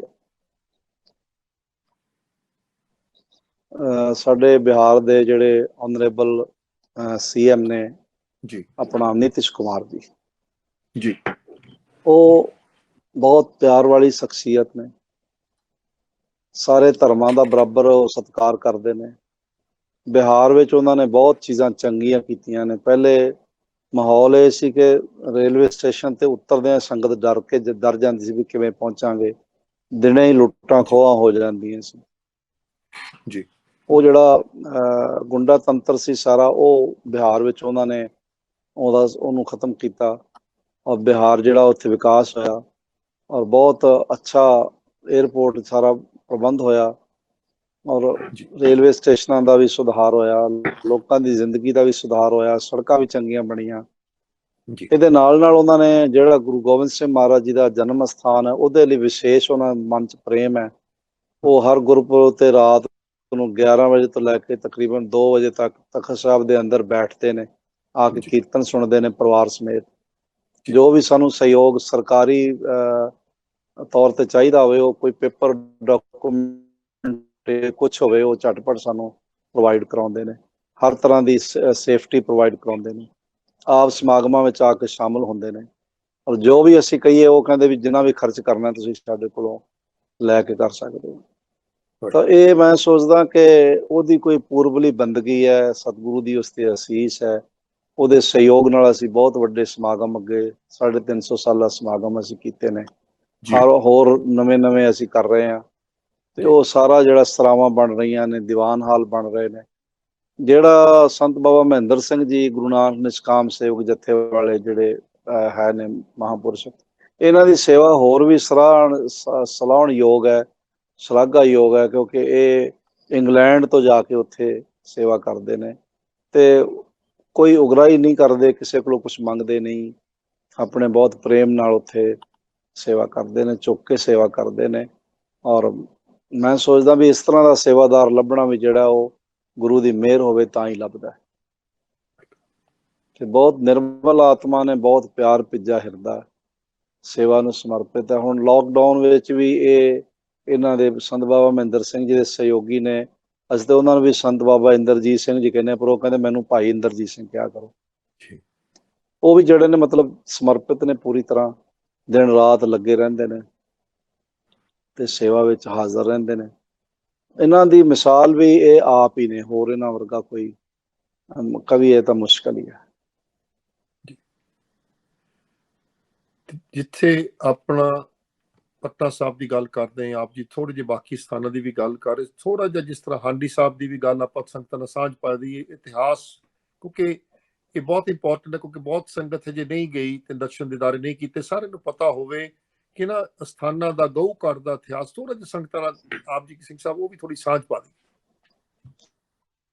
ਸਥਾਨ ਹੈ ਉਹ ਗੁਰੂ ਨਾਨਕ ਦੇਵ ਜੀ ਦੇ ਸਮੇਂ ਹੈ। ਉੱਥੇ ਆਪਣਾ ਸੇਠ ਜਗਤਾ ਸੇਠ ਵੀ ਕਹਿੰਦੇ ਨੇ, ਜੈਤ ਮੱਲ ਵੀ ਕਹਿੰਦੇ ਨੇ, ਉਹਦਾ ਨਾਮ ਜਿਹੜਾ ਸੀ ਜੀ। ਉਹ ਗੁਰੂ ਨਾਨਕ ਦੇਵ ਜੀ ਜਦ ਉੱਥੇ ਪਹੁੰਚੇ ਨੇ ਤਾਂ ਉਹਨੇ ਮਹਾਰਾਜ ਦੇ ਦਰਸ਼ਨ ਕੀਤੇ ਨੇ, ਔਰ ਉਹਨੇ ਬੇਨਤੀ ਕੀਤੀ ਵੀ ਮੈਨੂੰ ਮੇਰਾ ਜਿਹੜਾ ਸਰੀਰ ਹੈਗਾ ਮੈਂ ਹੁਣ ਤੁਹਾਡੇ ਚਰਨਾਂ ਤੇ ਰੱਖ ਕੇ ਤਿਆਗ ਦਿੰਦਾ। ਤੇ ਸਤਿਗੁਰੂ ਕਹਿਣ ਲੱਗੇ ਕਿ ਅਸੀਂ ਫਿਰ ਤੁਸੀਂ ਆਪਣੀ ਭਾਵਨਾ ਜਿਹੜੀ ਹੈ ਪੂਰੀ ਕਰ ਲੈਣਾ, ਤੁਹਾਡੀ ਭਾਵਨਾ ਨੂੰ ਉਸ ਵੇਲੇ ਜਿਹੜਾ ਬੂਰ ਪਾਏਗਾ। ਫਿਰ ਉਹ ਕਹਿਣ ਲੱਗਾ ਕਿ ਮੇਰਾ ਸਰੀਰ ਵਡੇਰਾ ਹੋਣ ਕਰਕੇ ਮੈਂ ਮਤਲਬ ਗੰਗਾ ਤੇ ਉਹਨਾਂ ਦਿਨਾਂ 'ਚ ਇਸ਼ਨਾਨ ਦਾ ਸਾਧਨ ਇਹ ਸੀ, ਜਾਂ ਖੂਹ ਹੋਣ ਜਾਂ ਗੰਗਾ ਦਰਿਆ ਸੀ। ਤੇ ਗੰਗਾ ਦਰਿਆ ਬਿਲਕੁਲ ਨੇੜੇ ਹੋਣ ਕਰਕੇ, ਇੱਕ ਸਨਾਤਨ ਮਤ ਵਿੱਚ ਇਹ ਦਰਿਆ ਪੂਜਨੀਕ ਹੋਣ ਕਰਕੇ, ਤੇ ਜਿਹੜੇ ਦਰਿਆ ਗੰਗਾ ਦੇ ਕਿਨਾਰੇ ਸ਼ਹਿਰ ਵਸਦੇ ਸਨ ਉਹ ਮੋਸਟਲੀ ਪਾਣੀ ਜਿਹੜਾ ਸੀ ਗੰਗਾ ਦਾ ਹੀ ਵਰਤਦੇ ਸਨ। ਤੇ ਵੈਸੇ ਵੀ ਦਰਿਆਵਾਂ ਦੇ ਕਿਨਾਰੇ ਵੱਡੇ ਵੱਡੇ ਸ਼ਹਿਰ ਨੇ, ਇਲਾਹਾਬਾਦ ਵਗੈਰਾ ਬਹੁਤ ਵੱਡੇ ਵੱਡੇ ਸ਼ਹਿਰ ਜਿਹੜੇ ਨੇ, ਪਟਨਾ ਹੈ, ਹੋਰ ਨੇ ਇਸ ਤਰ੍ਹਾਂ ਉਹ ਹਰਿਦੁਆਰ ਹੈ, ਇਹ ਸਾਰੇ ਦਰਿਆਵਾਂ ਦੇ ਜਿਹੜੀ ਟ੍ਰੈਫਿਕ ਵੀ ਸੀ ਮੋਸਟਲੀ ਉਹ ਦਰਿਆਵਾਂ ਦੇ ਵਿੱਚ ਹੀ ਚੱਲਦੀ ਸੀ, ਸਾਧਨ ਇਹੀ ਸੀ ਜ਼ਿਆਦਾ। ਜੀ ਜੀ, ਸ਼ਿਪ ਚੱਲਦੇ ਸਨ, ਲੋਕੀ ਆਉਂਦੇ ਜਾਂਦੇ ਸਨ। ਤੇ ਉਸਨੇ ਕਿਹਾ ਕਿ ਉਹਦੇ ਵੀ ਸ਼ਾਇਦ ਖੂਹ ਵਗੈਰਾ ਨਹੀਂ ਸੀ, ਉਹਨੇ ਉਹ ਗੰਗਾ ਦੇ ਬਿਲਕੁਲ ਕਿਨਾਰੇ ਤੇ ਹੋਣ ਕਰਕੇ ਉਹ ਕਹਿਣ ਲੱਗਾ ਜੀ ਮੇਰੇ ਸਰੀਰ ਵਿੱਚ ਇੰਨੀ ਵੀ ਸਮਰੱਥਾ ਨਹੀਂ ਹੁੰਦੀ ਕਿ ਮੈਂ ਜਾ ਕੇ ਇਸ਼ਨਾਨ ਕਰਾਂ। ਤੇ ਮਹਾਰਾਜ ਗੁਰੂ ਨਾਨਕ ਕਹਿਣ ਲੱਗੇ ਕਿ ਕੋਈ ਗੱਲ ਨਹੀਂ, ਜੇ ਤੁਸੀਂ ਨਹੀਂ ਜਾ ਸਕਦੇ ਤਾਂ ਅਸੀਂ ਗੰਗਾ ਨੂੰ ਕਹਿ ਦਿੰਦੇ ਹਾਂ, ਉਹ ਗੰਗਾ ਤੁਹਾਨੂੰ ਰੋਜ਼ ਆ ਕੇ ਇਸ਼ਨਾਨ ਕਰਾ ਜਾਇਆ ਕਰੇ। ਤੇ ਉਹ ਫਿਰ ਉੱਥੇ ਜਿਹੜਾ ਇਤਿਹਾਸ ਇਹ ਤੁਹਾਨੂੰ ਲਿਖਿਆ ਹੋਇਆ ਮਿਲੇਗਾ ਕਿ ਗੰਗਾ ਆਪ ਗਊ ਦੇ ਰੂਪ 'ਚ ਆਉਂਦੀ ਰਹੀ ਹੈ ਤੇ ਉਹ ਆਪਣੇ ਮੂੰਹ 'ਚੋਂ ਜਲ ਪ੍ਰਗਟ ਕਰਕੇ ਤੇ ਉਹ ਭਗਤ ਜੀ ਦਾ ਇਸ਼ਨਾਨ ਕਰਾਉਂਦੀ ਰਹੀ। ਫਿਰ ਗੁਰੂ ਤੇਗ ਬਹਾਦਰ ਸਾਹਿਬ ਮਹਾਰਾਜ ਜੀ ਨੇ ਉਹਨੂੰ ਦਰਸ਼ਨ ਦਿੱਤੇ ਤੇ ਉਹਨੇ ਆਪਣਾ ਸਰੀਰ ਤਿਆਗਿਆ। ਉਹ ਅਸਥਾਨ ਜਿਹੜਾ ਬਹੁਤ ਰਮਣੀਕ ਹੈ, ਬਿਲਕੁਲ ਜਿਹੜਾ ਮਹਾਤਮਾ ਗਾਂਧੀ ਸੇਤੂ ਹੈ, ਜਿਹੜਾ ਬ੍ਰਿਜ ਹੈ, ਜਿਹੜਾ ਸੋਨਪੁਰ ਹਾਜੀਪੁਰ ਨੂੰ ਤੇ ਪਟਨਾ ਸਾਹਿਬ ਨੂੰ ਜੋੜਦਾ ਹੈ ਜੀ, ਉਹ ਤਕਰੀਬਨ 9 ਕਿਲੋਮੀਟਰ ਦਾ ਬ੍ਰਿਜ ਹੈ ਸ਼ਾਇਦ। ਉਸ ਤੋਂ ਬਿਲਕੁਲ ਨਾਲ ਹੀ ਉਹਦੇ ਇਹ ਅਸਥਾਨ ਹੈ। ਉਸ ਤੋਂ ਕੋਈ 5 ਕਿਲੋਮੀਟਰ ਤੇ ਤਖਤ ਸਾਹਿਬ ਅਸਥਾਨ ਹੈ। ਉਸ ਦੇ ਵਿਚਕਾਰ ਇੱਕ ਅਸਥਾਨ ਹੋਰ ਹੈ, ਉਹ ਗੁਰਦੁਆਰਾ ਸੁਨਾਰ ਟੋਲੀ। ਜੀ, ਸੁਨਾਰ ਟੋਲੀ ਉਹ ਅਸਥਾਨ ਹੈ ਜਿੱਥੇ ਗੁਰੂ ਨਾਨਕ ਦੇਵ ਜੀ ਦੇ ਸਮੇਂ ਜਦ ਉਹਨਾਂ ਨੇ ਇੱਕ ਲਾਲ ਭਾਈ ਮਰਦਾਨਾ ਜੀ ਨੂੰ ਦਿੱਤਾ, ਕਿਹਾ ਕਿ ਲਓ ਜਾ ਕੇ ਇਹਦਾ ਮੁੱਲ ਪਾ ਆਓ, ਸ਼ਹਿਰ ਵਿੱਚ ਚਲੇ ਜਾਓ, ਤਾਂ ਉਹ ਭਾਈ ਮਰਦਾਨਾ ਜੀ ਨੇ ਜਿਸ ਜਗ੍ਹਾ ਆ ਕੇ, ਉਹ ਸੁਨਿਆਰਿਆਂ ਦਾ ਮੁਹੱਲਾ ਸੀ, ਟੋਲੀ ਆਮ ਕਰਕੇ ਮੁਹੱਲੇ ਨੂੰ ਕਹਿ ਦਿੰਦੇ ਨੇ ਜਾਂ ਇਕੱਠ ਨੂੰ ਟੋਲੀ ਕਹਿੰਦੇ ਨੇ, ਉੱਥੇ ਉਹਨਾਂ ਨੇ ਆ ਕੇ ਉਹ ਲਾਲ ਜਿਹੜਾ ਸੀ ਨੁਮਾਇਆ ਕੀਤਾ। ਤੇ ਉੱਥੇ ਜਿੱਥੇ ਬੈਠੇ ਨੇ ਮੁਰਲੀਧਰ, ਉਹ ਸੱਜਣ ਸੀ ਜਿਹਦਾ ਘਰ ਸੀ ਜਿੱਥੇ ਭਾਈ ਮਰਦਾਨਾ ਬੈਠੇ ਨੇ, ਤੇ ਉਹ ਮੁਰਲੀਧਰ ਦੇ ਘਰ ਉਹਨੇ ਫਿਰ ਅੱਗੋਂ ਦੱਸ ਪਾਈ ਵੀ ਇਸ ਤਰ੍ਹਾਂ ਵੱਡੇ ਜੌਹਰੀ ਜਿਹੜੇ ਨੇ ਉਹ ਨਾਲ ਹੀ ਹੈਗੇ ਨੇ ਸਾਲ ਸਰਾਏ, ਉੱਥੇ ਤੁਹਾਨੂੰ ਮੈਂ ਲੈ ਚੱਲਦਾ। ਉਹ ਲੈ ਕੇ ਗਏ ਨੇ। ਉਹ ਸੁਨਾਰ ਟੋਲੀ ਭਾਈ ਮਰਦਾਨਾ ਜੀ ਦਾ ਅਸਥਾਨ ਹੈ, ਕਹਿ ਲਓ ਸਾਰੀ ਦੁਨੀਆ 'ਚ ਭਾਈ ਮਰਦਾਨਾ ਜੀ ਦਾ ਇੱਕੋ ਹੀ ਅਸਥਾਨ ਹੈ, ਔਰ ਉਹ ਪਟਨਾ ਸਾਹਿਬ ਹੈ। ਤੇ ਇਸ ਢੰਗ ਨਾਲ ਫਿਰ ਨਾਲ ਕੰਗਣ ਘਾਟ ਹੈ, ਜਿੱਥੇ ਸਤਿਗੁਰੂ ਗੁਰੂ ਗੋਬਿੰਦ ਸਿੰਘ ਮਹਾਰਾਜ ਜੀ ਨੇ ਕੰਗਣ ਜਿਹੜੇ ਨੇ ਉਹ ਗੰਗਾ ਵਿੱਚ ਖੇਡਦਿਆਂ ਜਦ ਇੱਕ ਕੰਗਣ ਗੰਗਾ 'ਚ ਰਹਿ ਗਿਆ ਤੇ ਮਾਤਾ ਜੀ ਨੇ ਪੁੱਛਿਆ ਵੀ ਦੂਜਾ ਕੰਗਣ ਕਿੱਥੇ ਹੈ, ਤਾਂ ਉਹਨਾਂ ਨੇ ਦੂਜਾ ਵੀ ਸੁੱਟ ਕੇ ਕਿਹਾ ਉੱਥੇ ਹੈਗਾ। ਫਿਰ ਜਿਹੜੇ ਮਹਾਰਾਜ ਜੀ ਦੇ ਅੱਖਰ ਨੇ, ਜੋ ਸਤਿਗੁਰੂ ਜੀ ਨੇ ਗੁਰਮੁਖੀ ਅੱਖਰ ਲਿਖਣੇ ਸ਼ੁਰੂ ਕੀਤੇ ਗੁਰੂ ਗੋਬਿੰਦ ਸਿੰਘ ਮਹਾਰਾਜ ਜੀ ਨੇ, ਉਹ ਜਿਹੜੇ ਜਿਵੇਂ ਬਾਲਪਨ ਦੇ ਵਿੱਚ ਅੱਖਰ ਟੇਢੇ ਮੇਢੇ ਹੁੰਦੇ ਨੇ, ਉਹ ਅੱਖਰ ਲਿਖੇ ਹੋਏ ਜਿਹੜੇ ਕਾਗਜ਼ਾਤ ਨੇ ਉਹ ਵੀ ਪਟਨਾ ਸਾਹਿਬ ਵਿਖੇ ਮੌਜੂਦ ਨੇ। ਪੁਰਾਤਨ ਸਰੂਪ ਨੇ ਜਿਸ ਤੇ ਗੁਰੂ ਗੋਬਿੰਦ ਸਿੰਘ ਜੀ ਦੇ ਕਈ ਜਗ੍ਹਾ ਸਾਈਨ ਨੇ, ਉਹ ਸਰੂਪ ਪਟਨਾ ਸਾਹਿਬ ਮੌਜੂਦ ਨੇ। ਇਸ ਤਰ੍ਹਾਂ 13 ਨਿਸ਼ਾਨੀਆਂ ਨੇ ਮਹਾਰਾਜ ਦੀਆਂ, ਜਿਨ੍ਹਾਂ 'ਚ ਇੱਕ ਗੁਲੇਲਾ ਹੈ, 2 ਚੱਕਰ ਨੇ, ਔਰ ਇੱਕ ਮਹਾਰਾਜ ਜੀ ਦਾ ਸੈਫ ਹੈ, ਇਸ ਤਰ੍ਹਾਂ ਕੰਘਾ ਹੈ, ਔਰ ਇਸ ਢੰਗ ਨਾਲ 2 ਖੜਾਵਾਂ ਦੇ ਜੋੜੇ ਨੇ, ਤੇ ਫਿਰ ਮਹਾਰਾਜ ਦਾ 4 ਤੀਰ ਨੇ ਸਤਿਗੁਰੂ ਪਾਤਸ਼ਾਹ ਜੀ ਦੇ, ਤੇ ਇੱਕ ਗੁਲੇਲਾ ਹੈ, ਇੱਕ ਖੰਜਰ ਹੈ, ਇੱਕ ਬਾਗ ਨਖੀ ਹੈ, ਕਟਾਰ ਹੈ, ਤੇ ਇੱਕ ਖੰਜਰ ਤੇ ਉਹਨੂੰ ਬਾਗ ਨਖੀ ਹੈ। ਇਸ ਤਰ੍ਹਾਂ 13 ਮਹਾਰਾਜ ਜੀ ਦੇ ਉਹ ਪਾਵਨ ਸਤੰਦ ਨਾਲ ਸੋਏ ਹੋਏ ਜਿਹੜੀਆਂ ਨਿਸ਼ਾਨੀਆਂ ਨੇ ਸਤਿਗੁਰੂ ਜੀ ਦੀਆਂ, ਜਿਨ੍ਹਾਂ ਦੇ ਰੋਜ਼ ਦਰਸ਼ਨ ਕਰਾਏ ਜਾਂਦੇ ਨੇ। ਇਸੇ ਤਰ੍ਹਾਂ ਗੁਰਦੁਆਰਾ ਬਾਲ ਲੀਲਾ ਸਾਹਿਬ ਹੈ, ਜਿਹੜਾ ਸੰਤ ਬਾਬਾ ਕਸ਼ਮੀਰ ਸਿੰਘ ਜੀ ਭੂਰੀ ਵਾਲਿਆਂ ਦੇ ਕੋਲ ਪ੍ਰਬੰਧ ਹੈ ਜੀ, ਔਰ ਬਹੁਤ ਸੋਹਣਾ ਉਹ ਪ੍ਰਬੰਧ ਚਲਾ ਰਹੇ ਨੇ। ਉੱਥੇ ਮਹਾਰਾਜ ਨੇ ਮਾਤਾ ਮੈਣੀ ਜਿਹੜੀ ਸੀ, ਉਹਦੀ ਜਦ ਇੱਛਾ ਬਣੀ ਕਿ ਮੈਨੂੰ ਇਹਨਾਂ ਵਰਗਾ ਪੁੱਤਰ ਪ੍ਰਾਪਤ ਹੋਵੇ, ਤਾਂ ਸਤਿਗੁਰੂ ਨੇ ਕਿਹਾ ਫਿਰ ਦੇਰ ਕਿਸ ਗੱਲ ਦੀ, ਐਸੀ ਤੁਹਾਡੇ ਕੋਲ ਹੀ ਖੜੇ ਆ, ਉਹ ਚ ਬਿਠਾਓ, ਅਸੀਂ ਤੁਹਾਡੇ ਪੁੱਤਰ। ਜੀ ਜੀ। ਤੋਂ ਮਹਾਰਾਜ ਜੀ ਦੀਆਂ 2 ਮਾਵਾਂ ਨੇ, ਇੱਕ ਮਾਤ ਗੁਜਰੀ ਸਾਹਿਬਾ ਤਨ ਜਨਨੀ ਜਿਨ ਜਾਇਆ, ਤੇ ਇੱਕ ਮੂੰਹ ਬੋਲੀ ਮਾਂ ਮਹਾਰਾਜ ਦੀ, ਉਹ ਰਾਣੀ ਬਿਸੰਬਰੀ ਦੇਵੀ, ਜਿਹਨੂੰ ਮਾਤਾ ਮੈਣੀ ਕਹਿ ਦਿੰਦੇ ਨੇ।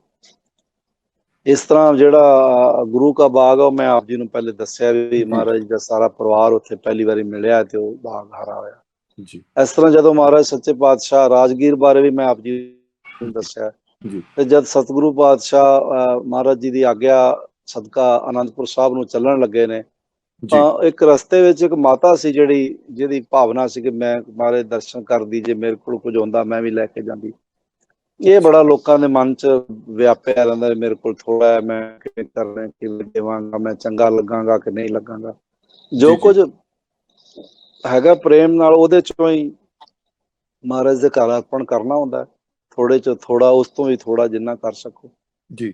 ਕੋਈ ਕਿਸੇ ਨੂੰ ਪੈਨਾਲਟੀ ਤਾਂ ਹੁੰਦੀ ਨਹੀਂ ਵੀ ਇੰਨਾ ਕਰਨਾ ਕਿ ਨਹੀਂ ਕਰਨਾ ਜੀ ਜੀ ਜੀ। ਪਰ ਉਹ ਇਸ ਭਾਵਨਾ ਚ ਰਹੀ ਵੀ ਮੈਂ ਕਿਵੇਂ ਜਾਵਾਂ, ਮੇਰੇ ਕੋਲ ਕੁਝ ਨਹੀਂ ਹੈ, ਮੇਰੇ ਕੋਲ ਕੋਈ ਬਸਤਰ ਨਹੀਂ ਹੈ, ਮੇਰੇ ਕੋਲ ਕੋਈ ਵਸਤੂ ਨਹੀਂ ਹੈ। ਤੇ ਮਹਾਰਾਜ ਫਿਰ ਖੁਦ ਹੀ ਉਹਦੇ ਘਰ ਉਹਦੇ ਪ੍ਰੇਮ ਨੂੰ ਦੇਖਦਿਆਂ ਅਰਦਾਸਾਂ ਕਰਦੀ ਰਹਿੰਦੀ ਸੀ। ਜਦ ਆਉਣ ਲੱਗੇ ਤਾਂ ਉਹਦੇ ਘਰ ਹੋ ਕੇ ਆਏ ਨੇ, ਤੇ ਆਖਣ ਲੱਗੇ ਲਿਆਓ ਜੋ ਬਣਿਆ ਸਾਨੂੰ ਛਕਾਓ। ਤੇ ਉਸਨੇ ਕਿਹਾ ਕੁਛ ਵੀ ਬਣਿਆ ਨਹੀਂ ਹੈ। ਮਹਾਰਾਜ ਕਹਿੰਦੇ ਖਿਚੜੀ ਬਣੀ ਹੋਈ ਹੈ। ਉਹ ਇੱਕ ਪਾਸਿਓਂ ਟੁੱਟੀ ਹੋਈ ਹਾਂਡੀ ਸੀ, ਮਿੱਟੀ ਦੇ ਬਰਤਨ ਨੂੰ ਹਾਂਡੀ ਕਹਿੰਦੇ ਨੇ, ਦੇਗਾ ਕਹਿੰਦੇ ਨੇ। ਉਹ ਉਹਦੇ ਕੋਲ ਉਹੀ ਸੀ, ਤੇ ਮਹਾਰਾਜ ਨੇ ਉਸ ਵਿੱਚੋਂ ਹੀ ਇਸ ਤਰ੍ਹਾਂ ਰੁੱਗ ਭਰ ਕੇ ਲੈ ਕੇ ਤੇ ਹੱਥ ਤੇ ਹੀ ਛਕ ਲਿਆ, ਤੇ ਕਹਿੰਦੇ ਬਹੁਤ ਸਵਾਦ ਹੈ, ਅੰਮ੍ਰਿਤਮਈ ਹੈ। ਉਹ ਮਹਾਰਾਜ ਜੀ ਦਾ ਅਗੰਮੀ ਮਤਲਬ ਨਿਰਮਲ ਪਾਵਨ ਤੇ ਪ੍ਰੇਮਮਈ ਅਸਥਾਨ ਹੈ ਗੁਰਦੁਆਰਾ ਹਾਂਡੀ ਸਾਹਿਬ। ਇਹ ਜਿਹੜੇ ਨੇ ਤਕਰੀਬਨ ਗਊ ਘਾਟ, ਸੁਨਾਰ ਟੋਲੀ, ਬਾਲ ਲੀਲਾ, ਖਨਨ ਘਾਟ, ਗੁਰੂ ਕਾ ਬਾਗ, ਹਾਂਡੀ ਸਾਹਿਬ ਤੇ ਰਾਜਗੀਰ, ਇਹ ਤਖਤ ਸਾਹਿਬ ਜੀ ਤੋਂ ਇਲਾਵਾ 7 ਅਸਥਾਨ ਉੱਥੇ ਮਹਾਰਾਜ ਜੀ ਦੇ ਹੋਰ ਹੈਗੇ, ਜਿਨ੍ਹਾਂ ਦੇ ਦਰਸ਼ਨ ਸੰਗਤਾਂ ਕਰਦੀਆਂ। ਤਖਤ ਸਾਹਿਬ ਤੋਂ ਬੱਸਾਂ ਜਾਂਦੀਆਂ ਨੇ। ਹੁਣ ਅੱਜ ਕੱਲ੍ਹ ਤੇ ਥੋੜਾ ਲੋਕਡਾਊਨ ਕਰਕੇ ਉਹ ਸਾਰਾ ਕੁਝ ਰੁਕਿਆ ਹੋਇਆ ਜੀ। ਤੇ ਵੈਸੇ ਆਮ ਨੋਰਮਲ ਦਿਨਾਂ 'ਚ 2 ਫਲਾਈਟਾਂ ਦਰਬਾਰ ਸਾਹਿਬ ਤੋਂ, ਅੰਮ੍ਰਿਤਸਰ ਤੋਂ ਗੁਰੂ ਰਾਮਦਾਸ ਜੀ ਦੇ ਘਰੋਂ ਚੱਲਦੀਆਂ ਨੇ। ਉਹ 1.5 ਘੰਟੇ 'ਚ ਉਹ ਪਟਨਾ ਸਾਹਿਬ ਪਹੁੰਚਾ ਦਿੰਦੀਆਂ ਨੇ। ਇੱਕ ਫਲਾਈਟ ਚੰਡੀਗੜ੍ਹ ਤੋਂ ਚੱਲਦੀ ਹੈ, ਉਹ ਵੀ 1.5 ਘੰਟੇ 'ਚ, 1.25 ਘੰਟੇ 'ਚ ਪਟਨਾ ਸਾਹਿਬ ਲੈਂਡ ਕਰਾ ਦਿੰਦੀ ਹੈ। ਇਸੇ ਤਰ੍ਹਾਂ ਕਾਫੀ ਸਾਰੀਆਂ ਫਲਾਈਟਾਂ ਜਿਹੜੀਆਂ ਨੇ ਉਹ 12, 13, 15 ਫਲਾਈਟਾਂ ਐਵਰੀਡੇ ਦਿੱਲੀ ਤੋਂ ਚੱਲਦੀਆਂ ਨੇ, ਜਿਹੜੀਆਂ 1.25 ਘੰਟੇ, 1.5 ਘੰਟੇ 'ਚ ਉੱਥੇ ਪਟਨਾ ਸਾਹਿਬ ਲੈਂਡ ਕਰਾ ਦਿੰਦੀਆਂ ਨੇ। ਤੇ ਏਅਰਪੋਰਟ ਤੋਂ ਸਾਰਾ ਸਾਧਨ ਹੈ, ਸਾਡੀਆਂ ਬੱਸਾਂ ਤਖਤ ਸਾਹਿਬ ਦੀਆਂ ਉੱਥੇ ਆਈਆਂ ਹੁੰਦੀਆਂ। 2 ਨਵੀਆਂ ਬੱਸਾਂ ਹੋਰ ਹੁਣ ਇਸ ਵਾਰੀ ਲਈਆਂ ਸਨ, ਸੰਗਤਾਂ ਦੀ ਆਮਦ ਨੂੰ ਦੇਖਦਿਆਂ ਆ। ਪਰ ਉਹ ਲੋਕਡਾਊਨ ਬਾਅਦ ਫਿਰ ਉਹ ਜਿਹੜਾ ਸਾਰਾ ਹੈ ਪ੍ਰਬੰਧ ਵੈਸੇ ਸਾਰਾ ਹੈ, ਗੱਡੀਆਂ ਆ ਜਾਂਦੀਆਂ ਤਖਤ ਸਾਹਿਬ ਦੀਆਂ, ਜਿਹੜੀਆਂ ਆ ਕੇ ਸੰਗਤਾਂ ਲੈ ਜਾਂਦੀਆਂ ਨੇ। ਬਹੁਤ ਸਾਰੀਆਂ ਸਰਾਵਾਂ ਨੇ ਸਾਡੇ ਕੋਲ, ਬਹੁਤ ਸੋਹਣੀਆਂ ਬਣੀਆਂ ਹੋਈਆਂ, ਜਿਨ੍ਹਾਂ 'ਚ ਬਾਥਰੂਮ ਵਗੈਰਾ ਸਾਰੀ ਫੈਸਿਲਿਟੀ ਹੈ ਜੀ, ਤੇ ਅੱਛੇ ਕਮਰੇ ਬਣੇ ਹੋਏ ਨੇ। ਉਹ ਸੰਤ ਬਾਬਾ ਇਹੀ ਆਪਣੇ ਨਿਸ਼ਕਾਮ ਸੇਵਕ ਜਿਹੜੇ ਨੇ ਬਾਬਾ ਮਹਿੰਦਰ ਸਿੰਘ ਜੀ, ਇਹਨਾਂ ਨੇ ਸਾਰਾ ਅੰਦਰ ਕੰਪਲੈਕਸ ਬਣਾ ਕੇ ਦਿੱਤਾ। ਬਹੁਤ ਆਧੁਨਿਕ ਕਮਰੇ ਨੇ, ਮਤਲਬ ਸੋਹਣੇ ਬਣੇ ਹੋਏ ਜੀ। ਤੇ ਇਸ ਢੰਗ ਨਾਲ ਫਿਰ ਸਾਰਾ ਜਿਹੜਾ ਪ੍ਰਬੰਧ ਹੈ ਉਹ ਬਹੁਤ ਅੱਛਾ ਮਹਾਰਾਜ ਦੀ ਕਿਰਪਾ ਨਾਲ ਚੱਲ ਰਿਹਾ। ਹੁਣ ਸਾਡੇ ਜਿਹੜੇ ਇਸ ਵੇਲੇ ਜਿਹੜਾ ਪ੍ਰਬੰਧ ਹੈਗਾ, ਉਹ ਤਖਤ ਪਟਨਾ ਸਾਹਿਬ ਦਾ ਬੋਰਡ ਜਿਹੜਾ, ਉਹਦੇ ਮੁੱਖ ਸੇਵਾਦਾਰ ਸਰਦਾਰ ਅਵਤਾਰ ਸਿੰਘ ਜੀ ਹਿੱਤ ਨੇ, ਜੋ ਬੜੇ ਪ੍ਰੇਮ ਨਾਲ ਤੇ ਅੱਗੇ ਹੋ ਕੇ ਸੇਵਾ ਕਰਦੇ ਨੇ। ਵਡੇਰੀ ਉਮਰ ਹੈ, ਪਰ ਸ਼ੌਕ ਸੇਵਾ ਦਾ ਉਹਨਾਂ ਨੂੰ ਬਹੁਤ ਹੈ। ਇਸੇ ਤਰ੍ਹਾਂ ਜਨਰਲ ਸਕੱਤਰ ਭਾਈ ਮਹਿੰਦਰਪਾਲ ਸਿੰਘ ਜੀ ਢਿੱਲੋਂ ਨੇ, ਉਹ ਵੀ ਸੇਵਾ ਵਿੱਚ ਅੱਗੇ ਰਹਿੰਦੇ ਨੇ। ਇਸ ਤਰ੍ਹਾਂ ਹੋਰ ਸਾਰਾ ਜਿਹੜਾ ਪ੍ਰਬੰਧ ਹੈ, ਉਹ ਮੈਂਬਰ ਸਾਹਿਬਾਨ ਨੇ, ਸਕੱਤਰ ਨੇ, ਕੈਸ਼ੀਅਰ, ਜੋ ਕੁਝ ਵੀ ਪ੍ਰਬੰਧ ਹੈਗਾ ਉਹ ਸਾਰਾ ਆਲਮੋਸਟ ਵਧੀਆ ਹੈਗਾ। ਕਦੀ ਕਦਾਈ ਕੁਛ ਮਾੜਾ ਮੋਟਾ ਵਿੱਚ ਕਮੀ ਵੀ ਆ ਜਾਂਦੀ ਹੈ। ਉਹ ਹਿਊਮਨ ਨੇਚਰ ਹੈਗਾ, ਸੁਭਾਅ ਹੈ।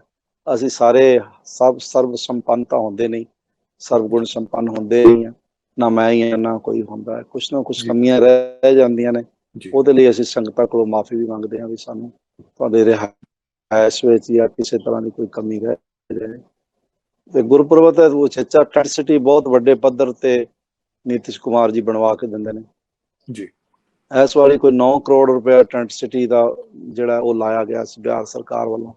ਸੋਹਣੇ ਜੀ ਟੈਂਟ ਲਾ ਕੇ ਮਤਲਬ ਐਨ ਵਧੀਆ ਬਾਥਰੂਮ ਵਗੈਰਾ ਸਾਰੇ ਹਰ ਚੀਜ਼ ਬਣਾ ਕੇ ਦਿੱਤੀ ਸੀ। ਉਹ ਘਰ ਵਰਗਾ ਉਹਦੇ ਚ ਅਹਿਸਾਸ ਮਿਲਦਾ। ਜੀ ਜੀ ਜੀ ਤੋ ਇਸ ਤਰ੍ਹਾਂ ਤਖਤ ਸਾਹਿਬ ਦੀ ਜਿਹੜੀ ਮਹਿਮਾ ਹੈ ਪਟਨਾ ਸਾਹਿਬ ਦੀ, ਉਹ ਬਹੁਤ ਵੱਡੀ ਹੈ। ਤਹੀਂ ਪ੍ਰਕਾਸ਼ ਹਮਾਰਾ ਪਇਓ, ਪਟਨਾ ਸ਼ਹਿਰ ਵਿਖੇ ਪਾਵ ਲਿਓ। ਜੀ ਸਿੰਘ ਸਾਹਿਬ, ਬਿਲਕੁਲ। ਤੇ ਆਪਾਂ ਜਿਸ ਤਰ੍ਹਾਂ ਆਪਣੇ ਵਿਸਥਾਰ ਵਿੱਚ ਸਾਰੇ ਸਥਾਨਾਂ ਦੇ ਬਾਰੇ ਜ਼ਿਕਰ ਕੀਤਾ, ਦਰਸਾਇਆ ਥੋੜੀ ਜਿਹੀ ਹਿਸਟਰੀ ਦਾ, ਤਖਤ ਸਾਹਿਬ ਦੀ ਵੀ ਆਪਾਂ ਜੇ ਗੱਲ ਕਰੀਏ, ਸਾਲਿਸਰਾਏ ਜੌਹਰੀ ਦੀ ਹਵੇਲੀ ਸੀ। ਤੇ ਦੇਖੋ, ਜੀ ਤਿੰਨ ਬਿਲਕੁਲ ਪਾਤਸ਼ਾਹੀਆਂ ਮਹਾਰਾਜ ਦੇ ਦਰਸ਼ਨ, ਤਿੰਨ ਪਾਤਸ਼ਾਹ ਦੀ ਚਰਨ ਛੂਹ ਪ੍ਰਾਪਤ ਹੈ। ਉਹ ਪਵਿੱਤਰ ਸਥਾਨ, ਥੋੜਾ ਜਿਹਾ ਇਸ ਦਾ ਵੀ ਸੰਗਤ ਨਾਲ ਸਾਂਝ ਪਾ ਲਈਏ। ਜੀ ਹਾਂ, ਉਹ ਵੀ ਮਹਾਰਾਜ ਜੀ ਦੇ ਜਦ ਪਰਿਵਾਰ ਉੱਥੇ ਉਹਨੇ ਠਹਿਰਾਇਆ ਤੇ ਉਹਨੇ ਹਵੇਲੀ ਮਹਾਰਾਜ ਜੀ ਨੂੰ ਭੇਟ ਕੀਤੀ ਹੈ। ਜੀ ਔਰ ਉਹ ਅੱਜ ਸਖ ਜਗਤ ਦਾ ਤਖਤ ਬਣਿਆ। ਨਹੀਂ ਤਾਂ ਹਵੇਲੀ ਕਿੱਥੇ ਰਹਿਣੀ ਸੀ, ਨਾਮੋ ਨਿਸ਼ਾਨ ਮਿਟ ਜਾਣਾ ਸੀ। ਬਹੁਤ ਸਾਰੇ ਕੰਮ ਹੋਣ ਵਾਲੇ ਨੇ। ਜਿਵੇਂ ਇੱਕ ਬਿਹਾਰ ਦੇ ਕੋਈ ਸੱਜਣ ਸਨ ਗੋਪਾਲ ਸਿੰਘ, ਉਹਨਾਂ ਨੇ ਕੋਈ 450 ਬਿੱਘਾ ਜ਼ਮੀਨ, ਲਗਭਗ 300 ਏਕੜ ਜ਼ਮੀਨ ਬਣਦੀ ਹੈ। ਉਹ ਤਖਤ ਸ੍ਰੀ ਹਰਿਮੰਦਰ ਜੀ ਪਟਨਾ ਸਾਹਿਬ ਦੇ ਨਾਂ ਕਰਾਈ ਹੋਈ ਹੈ। ਉਹ ਇੱਧਰ ਉੱਧਰ ਕਿੱਥੇ ਕਿੱਥੇ ਹੈਗੀ ਆ, ਉਹ ਸਾਰਾ ਉਹਦੀ ਮਾਲ ਦੇ ਕਾਗਜ਼ਾਤ ਕਢਵਾ ਕੇ, ਸਾਰੀਆਂ ਉਹਦੀਆਂ ਪੜਤਾਲਾਂ ਕਰਵਾ ਕੇ, ਉਹ ਸਾਰੀ ਜਗ੍ਹਾ ਜਿਹੜੀ ਹੈ ਵਾਪਸ ਤਖਤ ਸਾਹਿਬ ਨੂੰ ਮਿਲ ਜਾਏ ਤੇ ਅਸੀਂ ਉਹਦੇ 'ਚ ਬਹੁਤ ਕੁਝ ਬਣਾ ਸਕਦੇ ਹਾਂ। ਹਸਪਤਾਲ ਬਣਾ ਸਕਦੇ ਹਾਂ, ਕਾਲਜ ਬਣਾ ਸਕਦੇ ਹਾਂ, ਹੋਰ ਕਈ ਚੀਜ਼ਾਂ ਅਸੀਂ ਉਹਦੇ 'ਚ ਕਰ ਸਕਦੇ ਹਾਂ। 300 ਏਕੜ ਜ਼ਮੀਨ ਥੋੜੀ ਨਹੀਂ ਹੁੰਦੀ। ਜੀ ਤੇ ਇਸ ਢੰਗ ਨਾਲ ਮਤਲਬ ਕਾਫੀ ਸਾਰੇ ਕੰਮ ਹੋਣ ਵਾਲੇ ਨੇ। ਗੁੰਬਦ ਜਿਹੜੇ ਨੇ ਉਹ ਸਾਰੇ ਰਿਪੇਅਰ ਹੁਣ। ਸਾਰੇ ਤਖਤ ਸਾਹਿਬਾਨ ਦੇ ਗੁੰਬਦ ਸੁਨਹਿਰੀ ਨੇ। ਤੇ ਸਾਡੇ ਇੱਥੇ ਉਹ ਟਾਈਲਾਂ ਲੱਗੀਆਂ ਜਿਹੜੀਆਂ ਅੱਜ ਕੱਲ ਕੋਈ ਮੈਂ ਹੁਣ ਸ਼ਬਦ ਨਹੀਂ ਵਰਤਣਾ ਚਾਹੁੰਦਾ, ਕਿਧਰੇ ਵੀ ਨਹੀਂ ਲੱਗਦੀਆਂ। ਜੀ ਜੀ ਜੀ ਉਹ ਵੀ ਟੁੱਟੀਆਂ ਹੋਈਆਂ ਨੇ। ਮਹਾਰਾਜ ਗੁਰੂ ਸਾਹਿਬ ਗੁਰੂ ਗੋਬਿੰਦ ਸਿੰਘ ਜੀ ਖੜਾਵਾਂ ਜਿਹੜੀਆਂ ਨੇ ਉਹ ਬੁਰੀ ਤਰ੍ਹਾਂ, ਉਹ ਮਤਲਬ ਇੱਕ ਤਾਂ ਸਮੇਂ ਦੇ ਅੰਤਰਾਲ ਕਰਕੇ, ਤੇ ਬਾਕੀ ਉਹ ਜਿਹੜੀਆਂ ਨੇ ਕਈ ਜਿਹੜੇ ਸੱਜਾ ਚਰਨ ਹੈ ਖੜਾਵਾਂ ਦਾ, ਉਹ ਤਾਂ ਕਾਫੀ ਜ਼ਿਆਦਾ ਡੈਮੇਜ ਹੋਇਆ। ਉਹਦੇ 'ਚ ਇੱਕ ਪੀਸ ਤਾਂ ਨਾਲ ਲਟਕਦਾ ਹੀ ਹੈ, ਅਸੀਂ ਡੋਰੀ ਬੰਨ੍ਹ ਕੇ ਉਹਨੂੰ ਰੋਕਿਆ ਹੋਇਆ। ਉਹਨਾਂ ਦੀ ਹੋਣ ਵਾਲੀ ਹੈ। ਫਿਰ ਤਖਤ ਪਟਨਾ ਸਾਹਿਬ ਦੇ ਜਿਹੜੇ ਬਿਜਲੀ ਦੇ ਬਿੱਲ ਨੇ, ਉਹ 70 ਤੋਂ 80 ਲੱਖ ਰੁਪਇਆ ਹਰ ਸਾਲ ਆ ਜਾਂਦੇ ਨੇ। ਉਹਨਾਂ ਵਾਸਤੇ ਸੋਲਰ ਦੀ ਅਸੀਂ ਸੰਗਤਾਂ ਨੂੰ ਬੇਨਤੀ ਕੀਤੀ ਹੈ ਵੀ ਜੇ ਸੋਲਰ ਵਾਸਤੇ ਸੰਗਤਾਂ ਸੇਵਾ ਕਰ ਦੇਣ ਤੇ ਉੱਥੇ ਸੋਲਰ ਲੱਗ ਜਾਏ ਤਾਂ ਇਹ ਜਿਹੜਾ 1 ਕਰੋੜ ਦੇ ਲਗਭਗ ਬਿੱਲ ਹੈ ਬਿਜਲੀ, ਇਸ ਦਾ ਸੇਵ ਹੋ ਸਕਦਾ। ਇਹ ਮਾਇਆ ਹੋਰ ਕਿਸੇ ਪਾਸੇ ਲੱਗ ਸਕਦੀ ਹੈ। ਜੇ ਅਸੀਂ ਬਿਜਲੀ ਵਾਲਿਆਂ ਨੂੰ ਦੇ ਦਿੰਦੇ ਹਾਂ ਤੇ ਉਹ ਸਾਡੇ ਕਿਸੇ ਕੰਮ ਨਹੀਂ, ਨਾ ਉਹਦਾ ਕੋਈ ਸਾਨੂੰ ਰਿਵਾਰਡ ਮਿਲਦਾ। ਜੀ ਤੇ ਜੇ ਅਸੀਂ ਤਖਤ ਸਾਹਿਬ ਦੇ ਤਕਰੀਬਨ 2.5 ਕਰੋੜ ਰੁਪਏ ਦਾ ਸੋਲਰ ਲੱਗ ਸਕਦਾ ਜੇ ਅਸੀਂ ਲਵਾ ਲਈਏ ਤਾਂ ਉਹ ਸੰਗਤਾਂ ਦੇ ਸਾਹਮਣੇ ਕੋਈ ਵੱਡੀ ਚੀਜ਼ ਨਹੀਂ ਹੈ। ਤੇ ਜੇ ਉਹ ਹੋ ਜਾਏ ਤਾਂ ਹਰ ਸਾਲ ਕਰੋੜ ਰੁਪਇਆ ਲਗਭਗ ਜਿਹੜਾ ਉਹ ਬਿਜਲੀ ਦੇ ਬਿੱਲ ਦਾ ਬਚ ਸਕਦਾ। ਨਾਲੇ ਬਿਜਲੀ ਸਾਡੀ ਆਪਣੀ ਹੋ ਸਕਦੀ ਹੈ। ਔਰ ਸਾਡੇ ਜਿਹੜਾ ਉਹ ਇੱਕ ਅਸੀਂ ਚਾਹੁੰਦੇ ਹਾਂ ਵੀ ਜਿਹੜੀ ਦਰਸ਼ਨ ਡਿਓੜੀ ਉੱਥੋਂ ਲੈ ਕੇ ਤਖਤ ਸਾਹਿਬ ਤੇ ਦੀਵਾਨ ਹਾਲ ਤੱਕ ਇੱਕ ਸ਼ੀਸ਼ੇ ਦੀ ਬਣ ਜਾਏ ਸ਼ੈੱਡ, ਜਿਹੜੀ ਹੈ ਉਹ ਬਣ ਜਾਏ ਜਿਵੇਂ ਉਤੋਂ। ਉਹ ਇਸ ਸ਼ੀਸ਼ੇ ਦੀ ਇਸ ਕਰਕੇ ਚਾਹੁੰਦੇ ਹਾਂ ਬਈ ਜੇ ਅਸੀਂ ਫਾਈਬਰ ਵਗੈਰਾ ਲਗਾ ਦਈਏ ਜਿਵੇਂ ਦਰਬਾਰ ਸਾਹਿਬ ਲੱਗਿਆ, ਤੇ ਦਰਬਾਰ ਸਾਹਿਬ ਵੱਡੀ ਜਗ੍ਹਾ ਹੋਣ ਕਰਕੇ ਤੇ ਦਰਬਾਰ ਸਾਹਿਬ ਹਰਿਮੰਦਰ ਸਾਹਿਬ ਦਰਸ਼ਨਾਂ ਵਿੱਚ ਕੋਈ ਰੁਕਾਵਟ ਨਹੀਂ ਹੋ ਪਾਉਂਦੀ। ਪਰ ਜੇ ਪਟਨਾ ਸਾਹਿਬ ਅਸੀਂ ਉਹ ਲਾ ਲਈਏ ਤੇ ਫਿਰ ਸਾਨੂੰ ਪਟਨਾ ਸਾਹਿਬ ਦੀ ਇਮਾਰਤ ਜਿਹੜੀ ਆ ਹਰਿਮੰਦਰ ਸਾਹਿਬ ਦੀ ਉਹ ਜਿਹੜੀ ਆ ਉਹ ਦ੍ਰਿਸ਼ਟੀ ਤੋਂ ਓਲੇ ਹੋ ਜਾਂਦੀ ਹੈ। ਇਸ ਕਰਕੇ ਅਸੀਂ ਮੈਂ ਕੀਤਾ ਹੈਗਾ ਵੀ ਜਿਹੜਾ ਪ੍ਰਬੰਧਕਾਂ ਨੂੰ ਤੇ ਦਿੱਤਾ ਹੈਗਾ ਵੀ ਤੁਸੀਂ ਇਹ ਸ਼ੀਸ਼ੇ ਦਾ ਕਰਵਾ ਦਿਓ। ਉਹ ਸਾਡੇ ਕੋਲ ਜੇ ਪ੍ਰਬੰਧ ਹੋ ਜਾਏ ਤਾਂ ਉਹ ਹੋ ਜਾਂਦਾ। ਹੁਣ ਅਸਲੀ ਪਿਛਲੇ ਦਿਨਾਂ 'ਚ ਕੋਈ ਲਗਭਗ 3.5-4 ਕਰੋੜ ਰੁਪਇਆ ਮਹਾਰਾਜ ਜੀ ਦੀਆਂ ਸੰਗਤਾਂ ਨੂੰ ਪ੍ਰੇਰਨਾ ਕਰਕੇ ਤਖਤ ਸਾਹਿਬ ਦੇ ਅਕਾਊਂਟ ਜਮ੍ਹਾਂ ਕਰਾਇਆ। ਨਹੀਂ ਤਾਂ ਲੋਕਡਾਊਨ ਵਿੱਚ ਜਿਹੜੀਆਂ ਸੀ ਉਹ ਤਨਖਾਹਾਂ ਵੀ ਸੇਵਾਦਾਰਾਂ ਦੀਆਂ ਮੁਸ਼ਕਲ ਹੋ ਜਾਣੀਆਂ ਸੀ। ਤੇ ਇਸ ਕਰਕੇ ਫਿਰ ਕਈ ਕੰਮ ਨੇ ਹੋਰ ਸੁੰਦਰੀਕਰਨ ਕਰਨ ਵਾਲਾ, ਫਲਾਵਰਿੰਗ ਸਾਰੀ ਜਿਹੜੀ ਲੈਂਡਸਕੇਪਿੰਗ ਹੈਗੀ ਉਹ ਸੋਹਣੀ ਹੋ ਜਾਏ, ਸਟੈਂਡ ਬਣ ਜਾਣ ਵਿੱਚ ਤਰ੍ਹਾਂ ਤਰ੍ਹਾਂ ਦੇ ਫੁੱਲ ਲੱਗ ਜਾਣ, ਜਦ ਕੋਈ ਆਵੇ ਤਾਂ ਉਹਨੂੰ ਫੁੱਲ ਹੀ ਫੁੱਲ ਦਿਖਣ। ਔਰ ਇਸ ਢੰਗ ਦੇ ਨਾਲ ਹੋਰ ਕਈ ਚੀਜ਼ਾਂ ਨੇ ਜਿਹੜੀਆਂ ਇਮੀਡੀਏਟਲੀ ਕਰਨੀਆਂ ਚਾਹੀਦੀਆਂ ਨੇ। ਪਰ ਇਹਨਾਂ ਚੋਂ ਦੋ ਸੇਵਾਵਾਂ ਜਿਹੜੀਆਂ ਨੇ ਬਹੁਤ ਜ਼ਿਆਦਾ ਜ਼ਰੂਰੀ ਨੇ। ਇੱਕ ਮਹਾਰਾਜ ਦੀਆਂ ਖੜਾਵਾਂ ਦੀ ਸੇਵਾ ਹੋ ਜਾਏ ਤਾਂ ਦੇਖੋ ਕੀ ਸ਼ੁਭ ਨਾਮ ਹੈ ਤੁਹਾਡਾ? ਖੁਸ਼ਦੇਵ ਸਿੰਘ। ਸਰਦਾਰ ਖੁਸ਼ਦੇਵ ਸਿੰਘ ਜੀ, ਅਸੀਂ ਜੇ ਇਮਾਰਤ ਡੈਮੇਜ ਹੋ ਜਾਏਗੀ ਦੁਬਾਰੇ ਬਣਾ ਸਕਦੇ ਹਾਂ। ਕਈ ਇਮਾਰਤਾਂ ਦੁਬਾਰੇ ਬਣੀਆਂ ਨੇ। ਦਰਬਾਰ ਸਾਹਿਬ ਹਰਿਮੰਦਰ ਸਾਹਿਬ ਦੀ ਇਮਾਰਤ ਵੀ ਦੁਬਾਰੇ ਬਣੀ ਹੈ ਜੀ। ਅੰਮ੍ਰਿਤਸਰ ਸਾਹਿਬ ਦੀ, ਇਹ ਪਟਨਾ ਸਾਹਿਬ ਦੀ ਇਮਾਰਤ ਵੀ ਇੱਕ ਵਾਰੀ ਢਹਿ ਗਈ ਸੀ ਬਿਜਲੀ ਦੇ ਪੈਣ ਨਾਲ ਤੇ ਦੁਬਾਰੇ ਬਣੀ। ਭਾਵ ਅਸੀਂ ਇਮਾਰਤ ਜਾਂ ਹੋਰ ਕੋਈ ਚੀਜ਼ ਦੁਬਾਰੇ ਪ੍ਰਾਪਤ ਕਰ ਸਕਦੇ ਹਾਂ, ਲੇਕਿਨ ਜੇ ਮਹਾਰਾਜ ਦੀਆਂ ਖੜਾਵਾਂ ਅਗਰ ਮਤਲਬ ਅਸੀਂ ਗਵਾ ਲਈਆਂ ਜਾਂ ਵਿਲੁਪਤ ਹੋ ਗਈਆਂ ਜਾਂ ਟੁੱਟ ਗਈਆਂ ਤਾਂ ਅਸੀਂ ਉਹ ਦੁਬਾਰੇ ਨਹੀਂ ਲਿਆ ਸਕਦੇ ਜੀ। ਇਹ ਚੀਜ਼ਾਂ ਜਿਹੜੀਆਂ ਨੇ ਉਹ ਸਾਨੂੰ ਜੋ ਬਹੁਤ ਜਲਦੀ ਫੌਰੀ ਤੌਰ ਤੇ ਉਹਨੂੰ ਜਿੰਨਾ ਵੀ ਸੋਨਾ ਵਗੈਰਾ ਲੱਗਦਾ ਹੈਗਾ, ਜੋ ਵੀ ਕਾਰੀਗਰ ਹੈ ਨੇ ਉਹਨੂੰ ਟ੍ਰੀਟਮੈਂਟ ਕਰਕੇ ਉਹਨੂੰ ਕਰਕੇ ਤੇ ਜਿਹੜਾ ਹੈ ਉਹ ਸਾਂਭੀਆਂ ਜਾਣ ਤਾਂ ਕਿ 200-400 ਸਾਲ ਹੋਰ ਸੰਗਤਾਂ ਉਹਨਾਂ ਦੇ ਦਰਸ਼ਨ ਕਰ ਸਕਣ। ਔਰ ਉਸ ਤੋਂ ਅੱਗੇ ਹੋਰ ਵੀ ਕੋਈ ਪ੍ਰੀਜ਼ਰਵ ਕਰਨ ਵਾਲੀਆਂ ਟੈਕਨੀਕ ਚੰਗੀਆਂ ਆ ਜਾਣਗੀਆਂ, ਹੋਰ ਜ਼ਿਆਦਾ ਸਮਾਂ ਉਹ ਸੰਭਾਲੀਆਂ ਜਾ ਸਕਣ। ਬਾਕੀ ਗੁੰਬਦਾਂ ਦੀ ਸੇਵਾ ਹੈਗੀ ਹੈ ਔਰ ਇਸ ਵਾਰੀ ਸੰਗਤਾਂ ਨੇ ਬਹੁਤ ਵੱਡਾ ਸਹਿਯੋਗ ਦਿੱਤਾ। ਮੈਂ ਇੱਧਰ ਬੰਡਾ, ਪੀਲੀਭੀਤ, ਗੋਲਾ, ਬਰੇਲੀ, ਸ਼ਾਹਜਹਾਨਪੁਰ ਔਰ ਇਸ ਤਰ੍ਹਾਂ ਸੀਤਾਪੁਰ, ਇੱਧਰ ਪੰਜਾਬ ਦੇ ਕੁਝ ਇਲਾਕਿਆਂ 'ਚ ਆਪ ਚਲਾ ਗਿਆ ਸੀ। ਲੋਕਡਾਊਨ ਸੀ ਤੇ ਡਰਾਈਵਰ ਵੀ ਨਹੀਂ ਮੈਨੂੰ ਮਿਲਿਆ ਸੀ, ਮੈਂ ਆਪ ਹੀ ਡਰਾਈਵ ਕਰਕੇ ਚਲਾ ਗਿਆ ਸਭ ਜਗ੍ਹਾ। ਉਹਦੇ ਨਾਲ ਤੁਹਾਨੂੰ ਖੁਸ਼ੀ ਹੋਈ ਕਿ ਕੋਈ ਤਕਰੀਬਨ 3200-3250 ਕੁਇੰਟਲ ਜਿਹੜੀ ਕਣਕ ਸੀ ਉਹ ਲੰਗਰਾਂ ਵਾਸਤੇ ਅਸੀਂ ਅਰਜਿਤ ਕਰਕੇ ਲੈ ਆਏ ਵੀ ਲੰਗਰ ਚੱਲਦੇ ਰਹਿਣ। ਕਿਉਂਕਿ ਲੋਕਡਾਊਨ ਵਿੱਚ ਫਿਰ ਸੰਗਤਾਂ ਨਾ ਆਉਣ ਕਰਕੇ ਗੋਲਕ ਦੀ ਵੀ ਜਿਹੜੀ ਸੀ ਉਹ ਆਮਦਨ ਨਹੀਂ ਹੋ ਸਕੀ। ਤੇ ਉਹ ਗੁਰੂ ਘਰ ਵਿੱਚ ਘਾਟਾ ਤਾਂ ਕੋਈ ਨਹੀਂ ਪੈਂਦਾ, ਕਦੀ ਇਹ ਸ਼ਬਦ ਤਾਂ ਵਰਤੇ ਨਹੀਂ ਜਾ ਸਕਦਾ ਕੋਈ ਘਾਟਾ ਪਿਆ ਹੈ, ਪਰ ਚਲੋ ਮਹਾਰਾਜ ਨੇ ਸਤਿਗੁਰੂ ਜੀ ਨੇ ਗੁਰੂ ਸੰਗਤ ਦੀ ਚਰਨ ਧੂੜ ਦੀ ਬਰਕਤ ਸਦਕਾ ਦਾਸ ਨੂੰ ਬਲ ਬਖਸ਼ਿਆ ਤੇ ਉਹ ਸਾਰਾ ਕੁਝ ਮਹਾਰਾਜ ਨੇ ਆਪ ਹੀ ਕਰਵਾ ਲਿਆ। ਸਿੰਘ ਸਾਹਿਬ ਆਪਣਾ ਸਮਾਂ ਵੀ ਲਾਗੇ ਹੋ ਚੱਲਿਆ, ਸਾਰਾ ਕੁਝ ਵਧੀਆ ਹੁਣ ਚੱਲ ਰਿਹਾ ਜੀ। ਆਪਣਾ ਸਮਾਂ ਵੀ ਲਾਗੇ ਹੋ ਚੱਲਿਆ, ਦਿਲ ਤਾਂ ਨਹੀਂ ਕਰਦਾ ਕਿ ਆਪਾਂ ਗੱਲਬਾਤ ਦਾ ਸਿਲਸਿਲਾ ਬੰਦ ਕਰੀਏ। ਆਪ ਜੀ ਅੰਤ ਵਿੱਚ ਕੀ ਕਹਿਣਾ ਚਾਹੋਗੇ? ਬਹੁਤ ਬਹੁਤ ਧੰਨਵਾਦ। ਆਪ ਜੀ ਨੇ ਬਹੁਤ ਥੋੜੇ ਜਿਹੇ ਸਮੇਂ ਵਿੱਚ ਆਪ ਜੀ ਨੇ ਬਹੁਤ ਵਿਸਥਾਰ ਦੇ ਨਾਲ ਪਟਨਾ ਸਾਹਿਬ ਬਿਹਾਰ ਦੇ ਵਿੱਚ ਉਹ ਸਥਾਨਾਂ ਦੀ ਸੰਗਤਾਂ ਨੇ ਸਾਂਝ ਪਾਈ ਹੈ। ਆਪ ਜੀ ਕੀ ਕਹਿਣਾ ਚਾਹੋਗੇ ਸੰਗਤ ਟੀਵੀ ਬਾਰੇ? ਆਪ ਜੀ ਕੀ ਕਹਿਣਾ ਚਾਹੋਗੇ? ਫਿਰ ਆਪਾਂ ਸਮਾਪਤੀ ਵੱਲ ਜਾਣਾ ਹੈ ਜੀ। ਮੈਂ ਦੋ ਬੇਨਤੀਆਂ ਕਰਨਾ ਚਾਹੁੰਦਾ। ਇੱਕ ਤਾਂ ਸੰਗਤ ਟੀਵੀ ਵਾਸਤੇ ਤਾਂ ਇਹ ਹੈਗਾ ਵੀ ਸਾਡੇ ਗੁਰਮਤਿ ਪ੍ਰਚਾਰ ਪ੍ਰਸਾਰ ਨੂੰ ਬਹੁਤ ਪਿਓਰਲੀ ਬਿਨਾਂ ਕਿਸੇ ਲੱਗ ਲਬੇੜ ਦੇ ਸੰਗਤ ਟੀਵੀ ਸੰਗਤਾਂ ਤੱਕ ਲੈ ਜਾ ਰਿਹਾ। ਵਾਕਈ ਜਿਵੇਂ ਨਾਮ ਹੈਗਾ ਜਦੋਂ ਸੁਣਦੇ ਨੇ ਤਾਂ ਇੰਝ ਮਹਿਸੂਸ ਹੁੰਦਾ ਵੀ ਅਸੀਂ ਸੰਗਤ ਵਿੱਚ ਹੀ ਬੈਠੇ ਹਾਂ। ਨਾਮ ਵੀ ਬੜਾ ਬੰਦੇ ਨੂੰ ਪ੍ਰਭਾਵਿਤ ਕਰਦਾ। ਤੇ ਦੂਸਰਾ ਹੈ ਕਿ ਤੁਹਾਡੇ ਵਰਗੇ ਚੰਗੇ ਉੱਥੇ ਨਾਮਾ ਨਿਗਾਰ ਨੇ ਜਿਹੜੇ ਚੰਗੀਆਂ ਚੰਗੀਆਂ ਸ਼ਖਸੀਅਤਾਂ ਨੂੰ ਲਿਆ ਕੇ ਸੰਗਤਾਂ ਦੇ ਰੂਬਰੂ ਕਰਾਉਂਦੇ ਰਹਿੰਦੇ ਨੇ। ਦੂਸਰੀ ਮੈਂ ਬੇਨਤੀ ਇਹ ਕਰਨਾ ਚਾਹਾਂਗਾ ਸਾਰੀ ਕੌਮ ਨੂੰ ਕਿ ਸਵੇਰੇ ਭਾਵੇਂ 20 ਮਿੰਟ ਅੱਧਾ ਘੰਟਾ ਵਾਹਿਗੁਰੂ ਮੰਤਰ ਦਾ ਜਾਪ ਕਰੋ, ਪਰ ਜ਼ਰੂਰ ਕਰੋ, ਇਹਨੂੰ ਮਿਸ ਨਾ ਕਰੋ। ਤੇ ਗੁਰੂ ਬਖਸ਼ੀਆਂ ਬਾਣੀਆਂ ਦਾ ਨਿਤਨੇਮ ਕਰੋ। ਤੇ ਜਦ ਤੁਸੀਂ ਪੰਜਾਬ ਆਉਂਦੇ ਹੋ, ਇੱਧਰ ਭਾਰਤ ਵਿੱਚ ਆਉਂਦੇ ਹੋ ਤਾਂ ਪਟਨਾ ਸਾਹਿਬ ਦਾ ਪ੍ਰੋਗਰਾਮ ਨਾਲ ਜ਼ਰੂਰ ਬਣਾਓ। ਆ ਕੇ ਕਲਗੀਧਰ ਪਾਤਸ਼ਾਹ ਜੀ ਦੇ ਜਨਮ ਸਥਾਨ ਦੀਆਂ ਬਰਕਤਾਂ ਆਪਣੀ ਝੋਲੀ 'ਚ ਪਵਾਓ। ਇਹ ਮੈਂ ਦੋ ਬੇਨਤੀਆਂ ਕਰਨੀਆਂ ਚਾਹੁੰਦਾ। ਮਿਲ ਕੇ ਰਹੋ ਸਾਰੇ, ਇੱਕ ਦੂਜੇ ਤੇ ਕੋਈ ਇਲਜ਼ਾਮ ਦਰਾਜ਼ੀ ਨਾ ਹੋਵੇ। ਜਿਵੇਂ ਅੱਜ ਕੱਲ੍ਹ ਦੌਰ ਹੋ ਗਿਆ ਵੀ ਹਰ ਇੱਕ ਤੇ ਐਵੇਂ ਮਾੜੀ ਮਾੜੀ ਗੱਲ ਤੇ ਸੋਸ਼ਲ ਮੀਡੀਆ ਤੇ ਆ ਜਾਣਾ ਤੇ ਮਾੜੀ ਮਾੜੀ ਗੱਲ ਨੂੰ ਐਵੇਂ ਵਧਾ ਚੜਾ ਕੇ ਫੈਲਾਉਣਾ।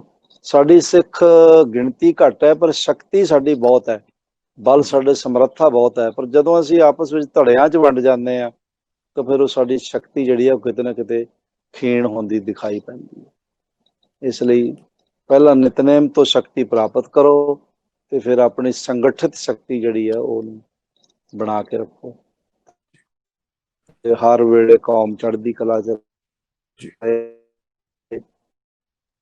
ਇੱਕ ਦੂਜੇ ਦੇ ਬਿਨਾਂ ਵਿਰੋਧੀ ਸ਼ਕਤੀਆਂ ਨੇ ਉਹਨਾਂ ਨੂੰ ਅਸੀਂ ਮਜ਼ਬੂਤ ਨਾ ਕਰੀਏ।